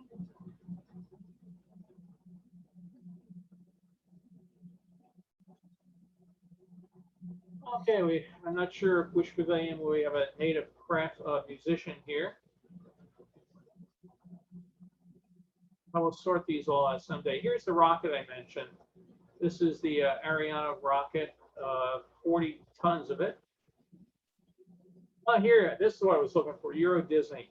So again, the last pavilion signed, the last pavilion built, and there was some controversy. It makes sense if you were saying, Randy, they opened '92, that a bunch of the Spanish media was not happy to have Euro Disney there. But you could come out and see a stylized version of the castle. They purposely made them make it smaller and take out some of the features of the real castle because they wanted to sort of downplay it. But you could come in, get a stage show about Disney, and you could come and meet the Disney characters out there on site. This tower, the observation tower, is still there today, not being used. We'll take a look at that in a moment. Take the pontoon boat ride around. And of course, you've got to go to all the pubs. If you look down below, I don't know how much they paid this poor guy, but there's somebody here dressed as a koala out front. I'm trying to see if I can see myself in there. We spent a lot of time in that pub. It was really popular. Yeah. Well, Don't let's see see myself. We'll zoom in here for you. No. It must have been, well, people have like couple of people have jackets on, so it couldn't have been when I was there. Restaurants, food carts, monorail going around. Or souvenir stores, real popular. It was interesting reading when I was doing some research, and as some of the restaurants, they're still trying to figure out the lawsuits for some of them for people that didn't pay their rent to the Expo, corporation.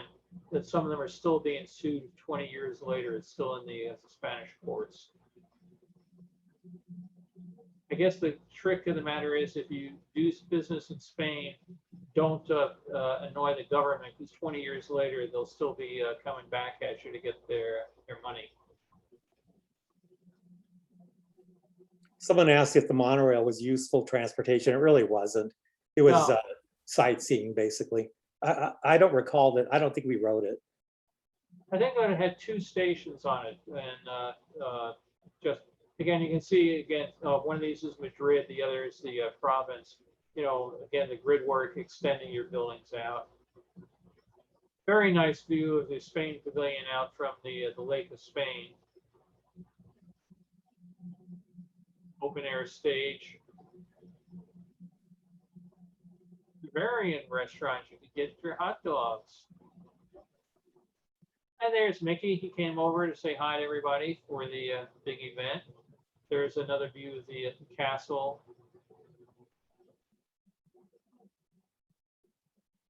More restaurants. Yeah, One nice thing, it had quite a few. Sorry, go ahead. yeah, that's at the French Pavilion. Yeah, you can see Cafe de France and flag up there. I think I'll stop here for a moment with these pictures. So let me go back over here to screen sharing. Okay, stop share. And I just want to try to bring up some pictures of the site today. So I've got that in the browser window. I just need to find it. Well, let me just talk first before I bring these up real quick. What happened, excuse me, was that they said, boy, this thing's done really well. It's got 41 million people who have gone to this. We'd really like to just do what they did with Expo 67, keep it going again. So they announced plans that would bring it back as a theme park. And they sold a fair number of season passes for the 93 season. And people came out and said, so where's Expo? Because a lot of the governments in that, they left their buildings behind, but they didn't have the money to have all the shows and everything. So you had some of it was operational, some of it was not. There were plans, to keep it going, but the next year they had only 10% of the people sign up for season passes for the second planned season as opposed to the first one. So they started realizing this is not going to be a permanent theme park, and they basically closed a lot of it down. Some of the pavilions had already been signed up for things like the water board. The former Monaco Pavilion had been given assignments for things. So you had an interesting juxtaposition during the years of the theme park, where you had a theme park, but you also had office buildings, and you had other buildings that were abandoned and left in place. So for a while, the park was just left there, basically pretty empty. We're going to be taking a look at just a minute of some of what was left behind.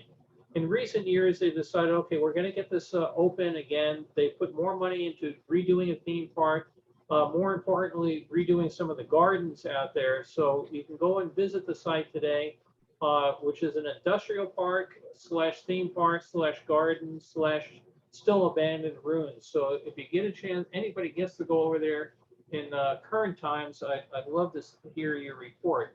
But let me see if I can find the right window here. Okay, I'm going to share the screen. Share screen. Okay.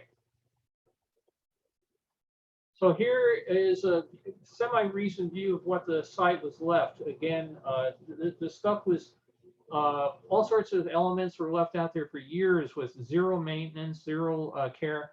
Some parts of it put into a place in use, and others, just in ruins. So walkways to nowhere, closed buildings, ripped out, all sorts of interesting situations.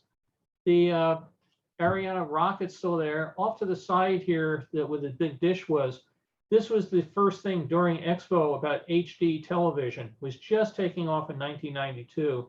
So they built a state-of-the-art, then high-tech studio for HD purposes. Just like they had a giant communications pavilion at Expo 67 for all the various broadcasters to use. They could come out to this one.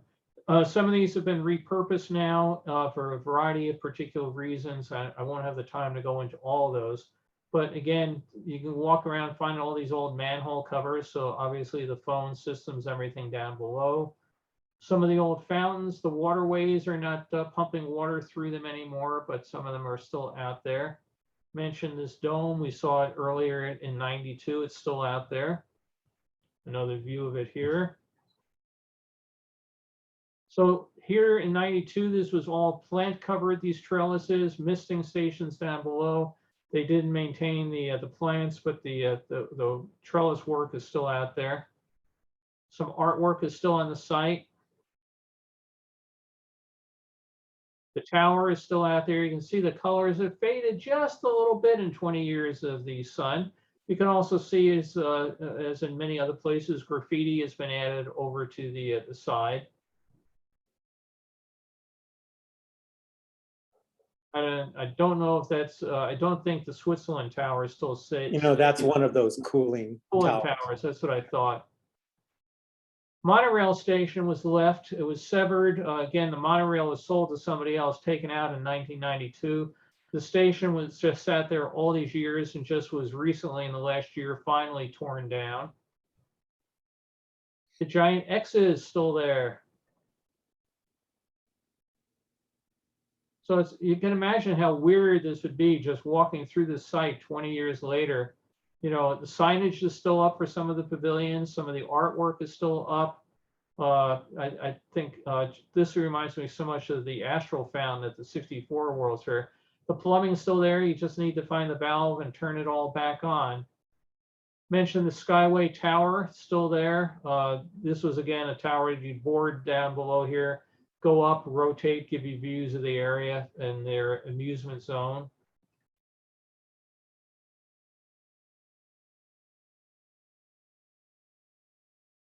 Be sort of a weird feeling to go out there, wouldn't it? Just see all this sitting out there. So that is our look today at Seville, to keep my son happy, Expo 92. So, and Randy, thanks for providing thoughts or input onto it as well. So I didn't have a chance to look at chat here.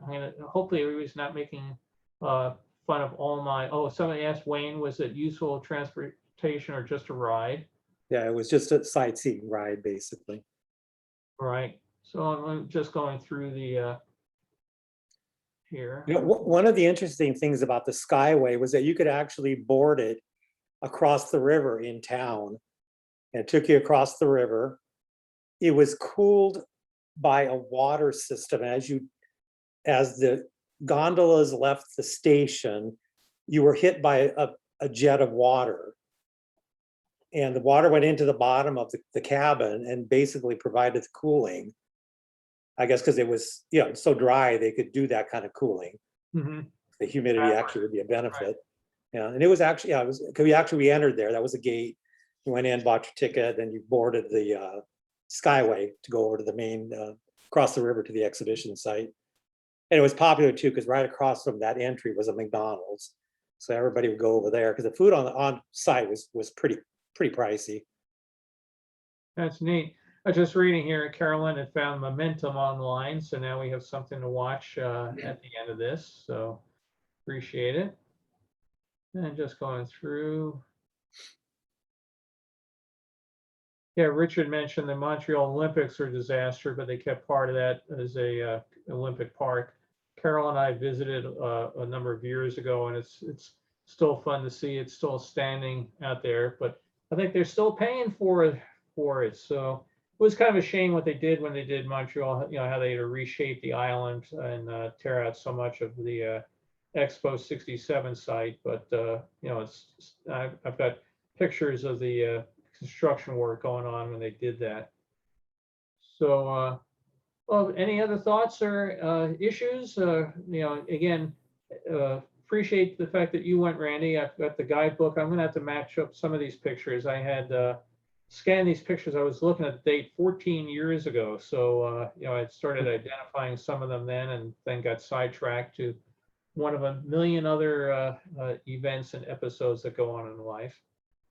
The fellow is working on his hemisphere presentation, and I'm trying to get confirmed on a date with that.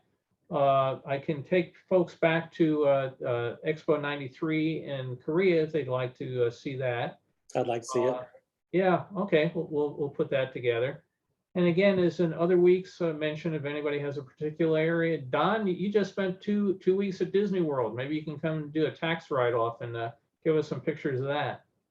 Well, I've got some great pictures of the new Space 220 restaurant that I was actually very impressed with. Yeah, you know, I was telling everybody at dinner, you know, Carol and Neil and I were sitting at dinner, and I was giving them your rave reviews about the excellent service you had there. Oh yeah, it was funny because the service was outstanding, and when we came out, we were hit up by a bunch of people in suits who just wanted to know what our experience was, and I mentioned that the service was really outstanding, and it was a weird response. He goes, "Don't lie to me now." Which This is restaurant Mr. was that? I'm sorry? Which restaurant was that? I missed This that. is Space 220. It just opened in Epcot a couple of weeks back. We were there for opening day. Where in the park where in Epcot is it? It's Epcot, right behind Mission Space. And the theme is you go up in a space elevator to a restaurant that's orbiting the Earth. And What did Mission Space used to be? I haven't been there for years. Well, Mission Space is still there, but it's a space simulator ride. Mission Space Using a centrifuge. Yeah, but that was where Horizons was. Okay, Yeah. I know what you mean. Yeah, okay. Yeah, it's located next door to Test Track. But anyway, he said, "Don't lie to me." And I looked back and I said, "Mister, I just waited 3 hours to get into your restaurant. I'm not going to lie to you if I didn't get good service." He said, "Yeah, I didn't think of that. Thanks." But What kind of food do they feature? it's American food, pretty wide spectrum. My wife had kind of a cross between a macaroni lasagna dish. I had seared tuna, and both were very good, actually.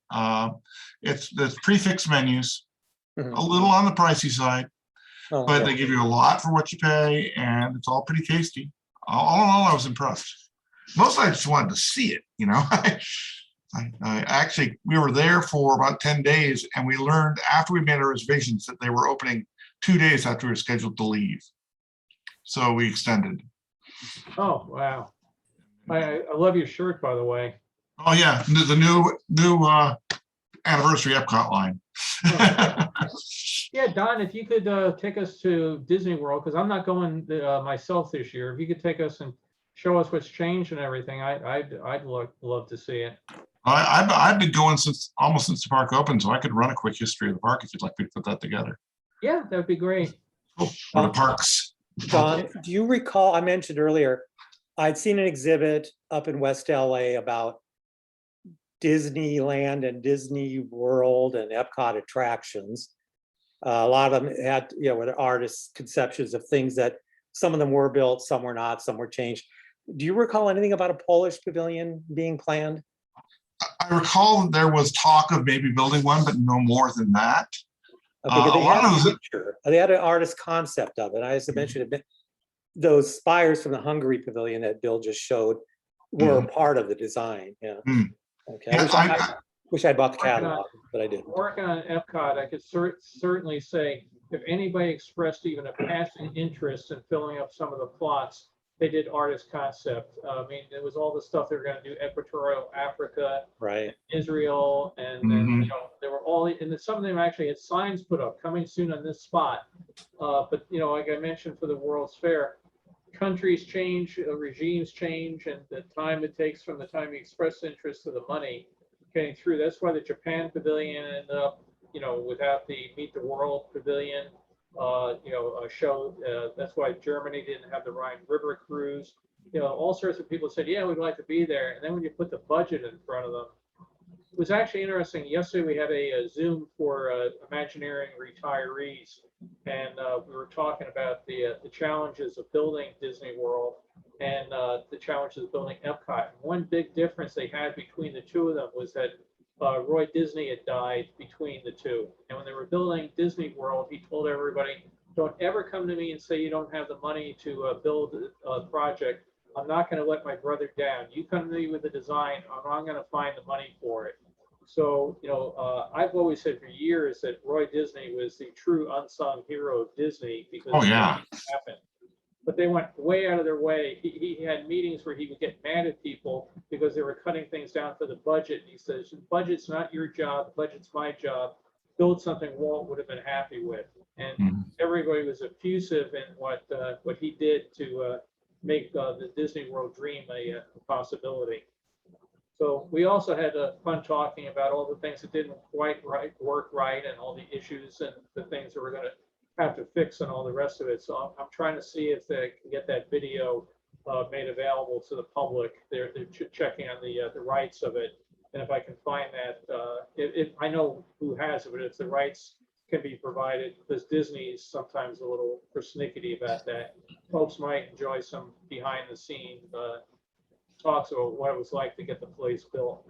Like, for example, I'll just share one with you. If you were known to be drinking on the job because you were working 16 hours a day, and your boss decided that he was going to find your beer that was hidden somewhere in the country, Bear Jamboree, where would you hide the beer? Anybody have any thoughts? Remember Teddy Bear? She comes down from up above on the swing. Well, when you know the boss is coming, you raise Terry up on the roof and put all the beer up in Terry's lap. So all sorts of fun things that they had, talking about the things that were planned that worked and the things that didn't work. And it was really a kind of fun trip down memory lane for folks back then. Hey, Bill, a couple things that just popped in my mind about Expo 92. One was that little park that had the Unisphere and the Eiffel Tower and all that. That, I believe, if I remember correctly, was supposed to have been the East Germany exhibit. Yeah, and it was taken over by the BIE to fill the space in, right? Yeah, and then another thing, because you mentioned about, well, you kind of alluded to some of, the Basque people and the separatist movement and all that. The gates were all guarded. You had to go. The first time I'd ever had to have gone through metal detectors to go into a World's Fair, and on each side of the gate, before you, as you approached the gate, on that one bridge that you mentioned, that was built on land and put out over the water, were tanks. Went through the metal detectors, and there were tanks on the bridge itself. So I guess they had some pretty credible information that the Basques were going to try to do something at the fair. Yeah, it was interesting. They had, you look at the newspaper articles, there was concerns about that. And it gave me a flashback to, Montreal having the problems, again, with people talking about separatism even back in '67 and, all the issues going on with that. Then they try to put bombs out of Expo 67. And I know they were real concerned about the potential of terrorist attacks on Expo 92. Yeah. What a world we live in, huh? Well, but we've talked about it before, I think. Go back to 1939. And yeah. Those two New York City detectives were killed trying to defuse that bomb. Yeah. It's a real change. I know they're already making plans out here for the upcoming Olympics and everything. It's a whole different world that attracts all sorts of things I don't want to attract. Are you going to be involved in that at all? Oh, hopefully by then we'll be living someplace else in a cooler climate.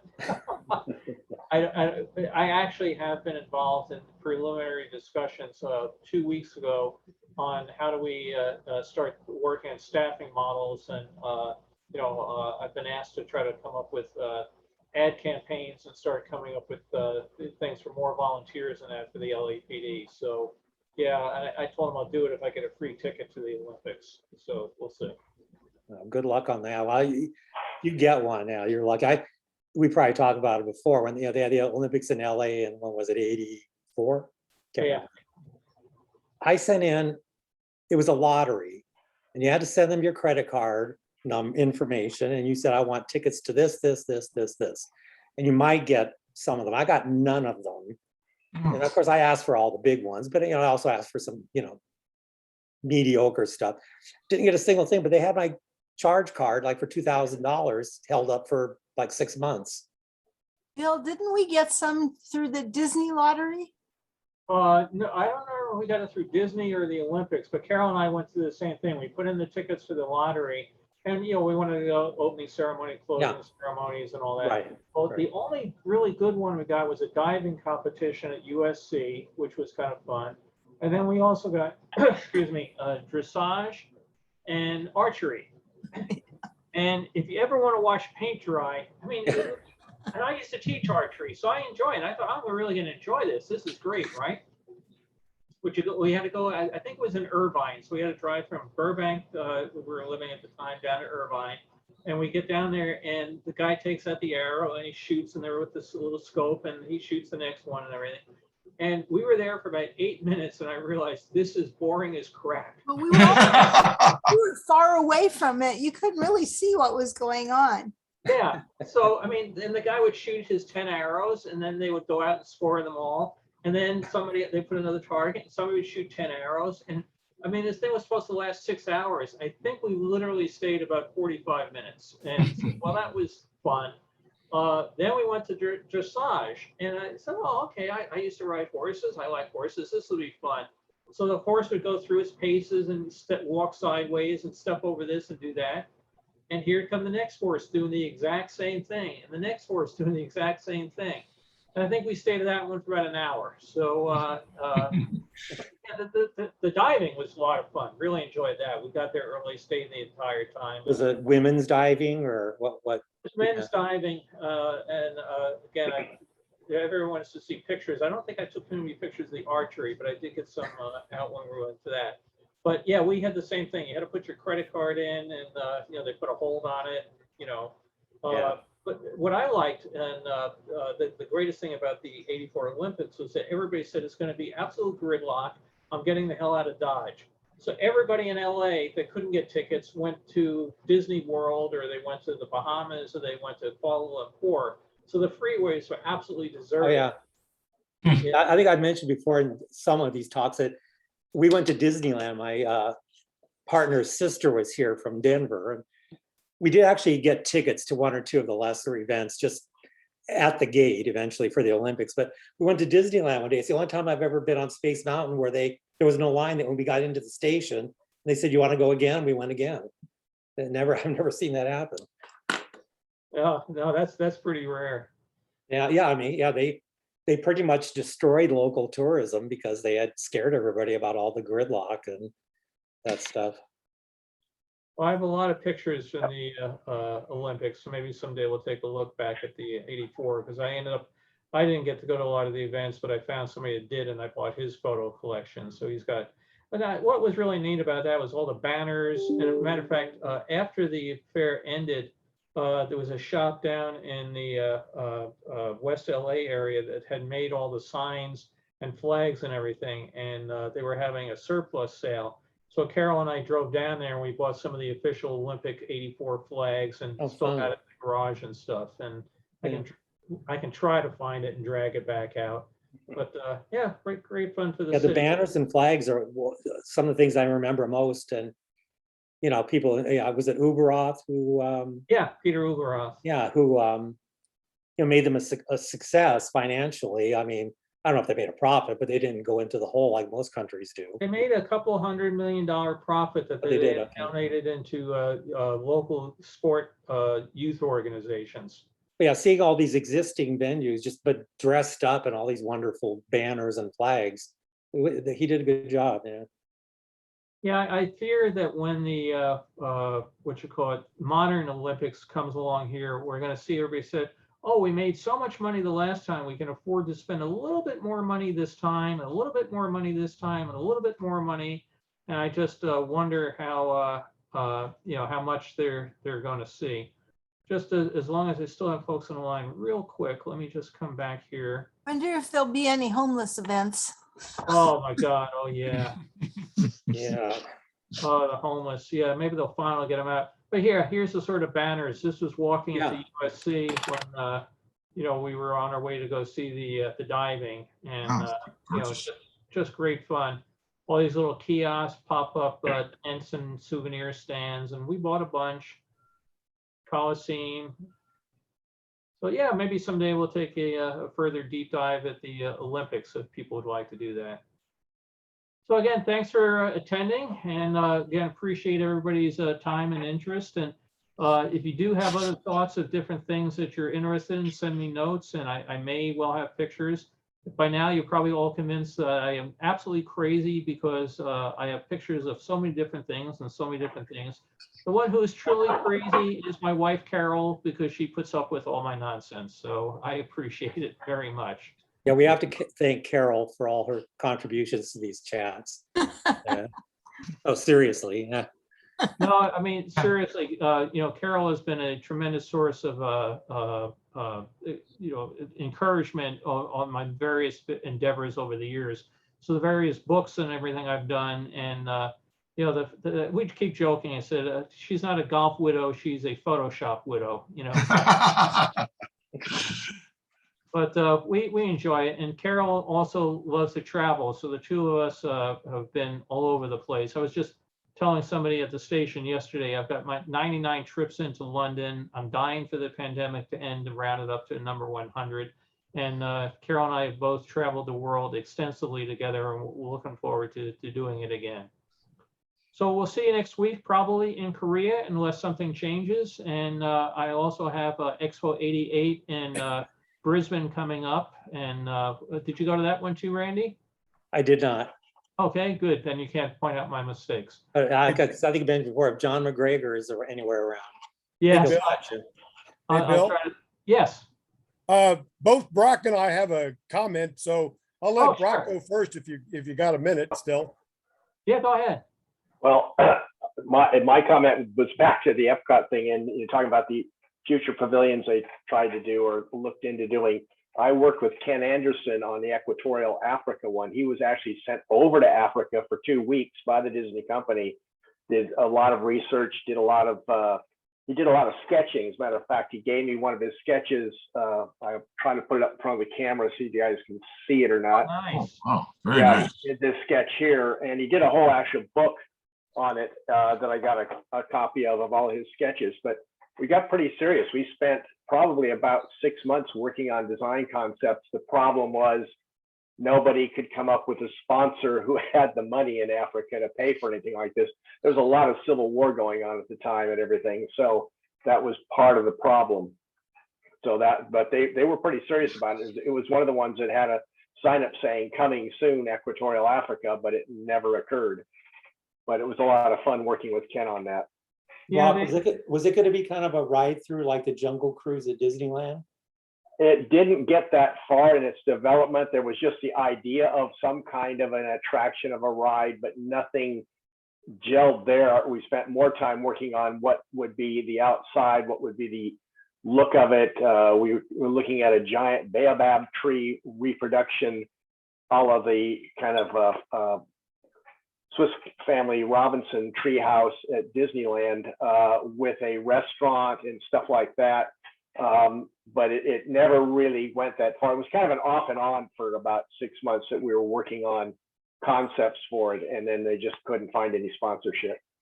Yeah, I remember we ended up putting the sign, and I believe there were also some of the figures that were repurposed from Adventureland of the drum, or one of the type figures, and there was a audio loop of drum sounds going on for a while. And then one night came in and it was just empty sod, dirt. It was all removed very unceremoniously. But it was exciting. That was coming. And there were, again, a couple others that were planning to be. Somebody actually, I worked on the thing, the Tron Arcade, and somebody actually came up with a picture of it. I was so glad to finally see it because it was another one of those things where it was there, and then one morning it was gone. It was all of a sudden it was a gift shop. So crazy stuff. Yeah. So thanks. Anything else, Brock? Nope. Baron had something though, I think. Yeah, I look forward to real quick, Brock. Hopefully, do get together and the lunches restart up again soon. So looking forward to sitting down with you in person. Okay, good. Hopefully December, maybe. If she Yeah. doesn't scare away again if we have another outbreak. You know, I was going to suggest to Debbie, we could do a Zoom lunch. We could all just sit there and eat in front of each other on the camera. Well, actually, that's where you and I kind of met, and relative to me participating in these things, your Saturday things, because she had that one lunch, if you remember, early on, that was a Zoom lunch, and we got in a separate little forum together. Right. And that was brought up that you had these things you were doing. So immediately I said, yeah, send me the link. I want to participate. And so anyway, but yeah, I'm surprised she hasn't at least tried to do that again, but she didn't for whatever reason. Do you want to know the reason?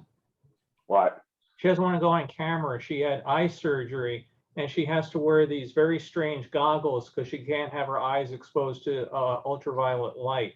So that's why she was not on camera yesterday, and she talked and let Steve do all the work, because she and I were chatting afterwards. And yeah, she had LASIK years ago, and that screwed up her eyes with cataracts now. So she had to have surgery, and they have these lenses that you have to form them through use and everything, but they zap them with a certain type of ultraviolet light to harden them into position.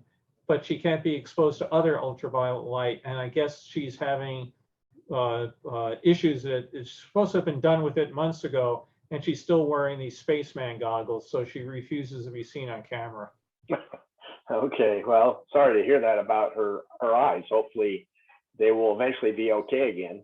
Yeah, she said, where I was joking, I said, I don't want to make bad puns, but hopefully there's light at the end of the tunnel. And she said, yeah, thinks it's coming a long while, but she refuses. I told her we could offer her big bucks, and but she refuses to go on camera. So Barron? Yeah, two things. There was regarding Roy Disney that you had mentioned. They had mentioned it last night on the special about his tenaciousness of completing Walt's work, and then how it kind of changed after he had died. But the other thing I wanted to mention is that I had noticed when you brought up the Unisphere, the reduced scale size Unisphere at Seville, about how the rings were missing. But I don't know if you also noticed that the maps also did not have relief on them as the original Unisphere had. It was just flat. And I guess that's what budget does, or just being able to replicate it. But you had mentioned it, and I presumed you may have just noticed it, or maybe Don had noticed it. He was shaking his head, but that was the first thing that I had noticed, was that it wasn't necessarily the rings that were missing, but there was not any relief on the maps.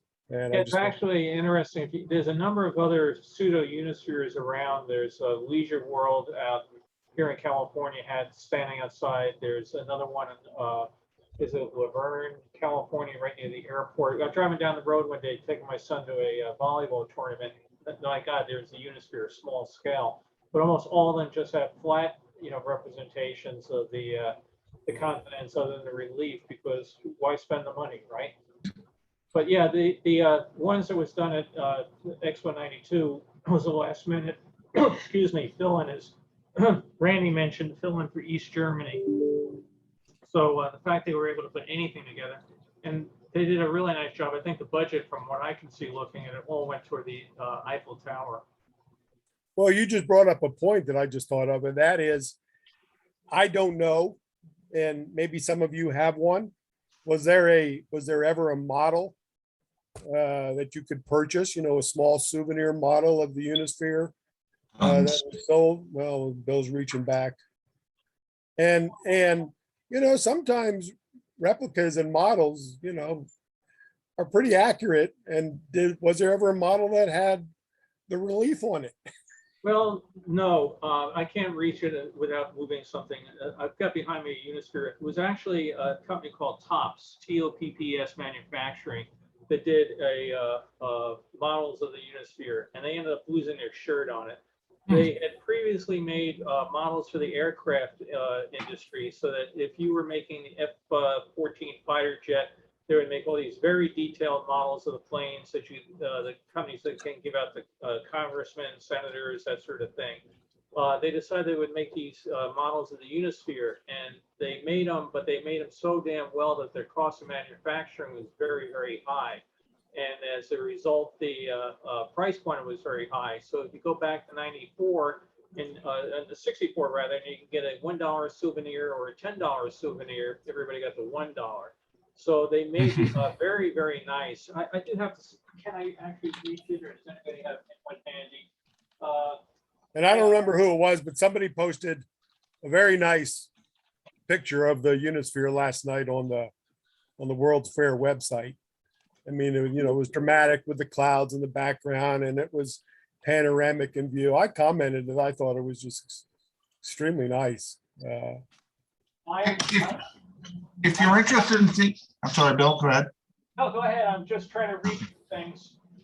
Just put a link up in the comments in the chat. If you're interested in seeing a really nice copy of the Unisphere, there's one in a casino in Oklahoma called WinStar. It actually did all the layering and everything. Only problem is they hung up a big sign on one side that says WinStar, but you look at it from the other side, it doesn't matter. But it's about 1/3 size. You can follow that link, and it talks about how they built it and how they tried very hard to stay true to. They were actually trying to do a reproduction Mhm. in miniature of the actual Unisphere. They knew about the Unisphere and all that. Yeah, exactly. So like I said, I follow that link. It tells you the story about what they did and why they did it. It's let's see, they give the scale here somewhere. Yeah, slapping their big logo on it doesn't look very well, does it? No, I wish they'd taken that down, but I photographed it a while for the world. I put it up on the 64 World's Fair site. I just photographed it from the non-Winsphere sign side, and that hit it very nicely, actually. So it was hidden behind North American. Bill? Oh, there you go. Okay. Yeah. Bill? Yeah, hi. See you there. Yeah, okay. Yeah, what I'm holding in my hand is that one of the tops souvenirs that they sold, and I modified it quite a bit, but that was the basics of it. Right. And then but the fountains and stuff. I was also at I don't know if you're familiar with Bell's clothing store. Anyway, there's one here in Florida, and they had like 2 or 3 giant steel globes that just reminded me of the Unisphere. And I said to the guy, if you're ever going to get rid of those things, let me know. And he called me up one day and he said, you can have them. So I've got 2 of them, 2 different sizes, and they're both larger than the one that you see on the desk of Robert Moses. Oh, wow. Yeah. So I hope to modify those as well, and put the orbital rings on it and the continents, but they're huge. So Of the same. Well, let me show you here, if you want representations of the Unisphere with 3D. Here is a genuine one from the 64 World's Fair. It's not from Topps. Manufacturer's label is missing. But in the Sign of the Times, what's interesting is if you rotate this, you can see it's a, there's a whole show. It is a ashtray that you would put your cigarette here into your Unisphere. And if you did not want to have a Unisphere ashtray, you could also have, of all things, a Unisphere bobblehead. So kind of a strange thing.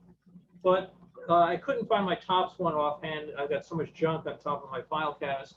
You could also get one from other World's Fairs. You could get yourself a miniature atomium, stick on your desk. What was interesting, I had one other picture. Let me pull up real quick.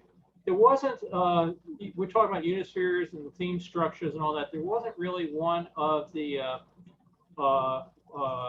theme structure like that for this particular fair. What they had in mind was 4 different pavilions that were themed structures. But one thing I didn't get to the deck of slides because I ran out of time.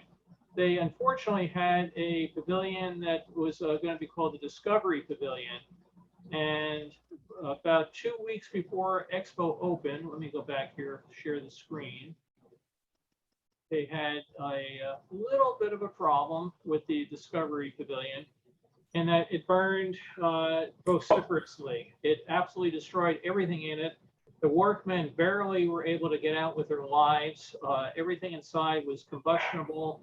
They were swearing that, oh, the fire system didn't work because it was turned off for construction. This wouldn't have happened during the time of Expo, but it absolutely scared the crap out of people. What if this had happened during the time of Expo? Destroyed a tremendous amount of precious artifacts and exhibits that were going to go inside.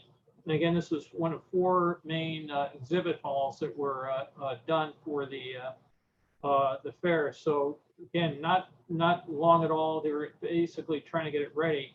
So during the time that Expo was opened, they were only able to have the charred remnants. And you can see in this picture, the roof has started collapsing. All the things here are blackened or whatever. So that was a unfortunate bit of Expo's history, that they had this tremendous fire. Now we've had other expos. Obviously, they had the Chinese Pavilion at Expo 67 caught fire during Expo. We did when we showed the 33 San Francisco World's Fair, the California Pavilion kind of burned down, that sort of thing. But this was a real shame. But they didn't have anything like the Unisphere or anything else as a theme structure for this particular World's Fair. So no bubble hits for that. In that picture, you can see they've got like, it looks like chimney sweeps and stuff, cutouts. I think they did that to kind of make Cover it it look up. better. But when I was there in October, late September or early October, they actually had a portion of the burned out section. They'd shored it up with a bunch of ladders, and they actually had a disco in it. If you were there late at night, it was jam packed. You could see lights, you have disco lights and all that stuff. Another pavilion had a fire before opening, South Pacific Islands or whatever it was called. It burned to the ground. And actually what happened, they did have a pavilion when it opened, when the fair opened maybe a week or two late, but all the other exhibitors chipped in and sent over construction workers and, chipped in for materials and built. They didn't rebuild the pavilion that burned down, but they were able to build some South Pacific, structures, with thatched roofs and that kind of stuff. So they did have a presence. Yeah. It's nice that they were able to do that for them. Well, great. I will see you next week when we all meet in Spain. Oh, sorry, so we leave Spain. We'll meet you in Korea. My son and wife and I have been binging on past episodes of the Amazing Race. So we're feeling like that. Okay, your next clue, we're all going to meet you over in Korea. So I will mispronounce all the names over there next week as well. So thanks all. We'll see you then. I hope you have a great week in between. Thank you, Bill. Thanks, Bill. Thank Great you. job, Take care. as usual. Bye.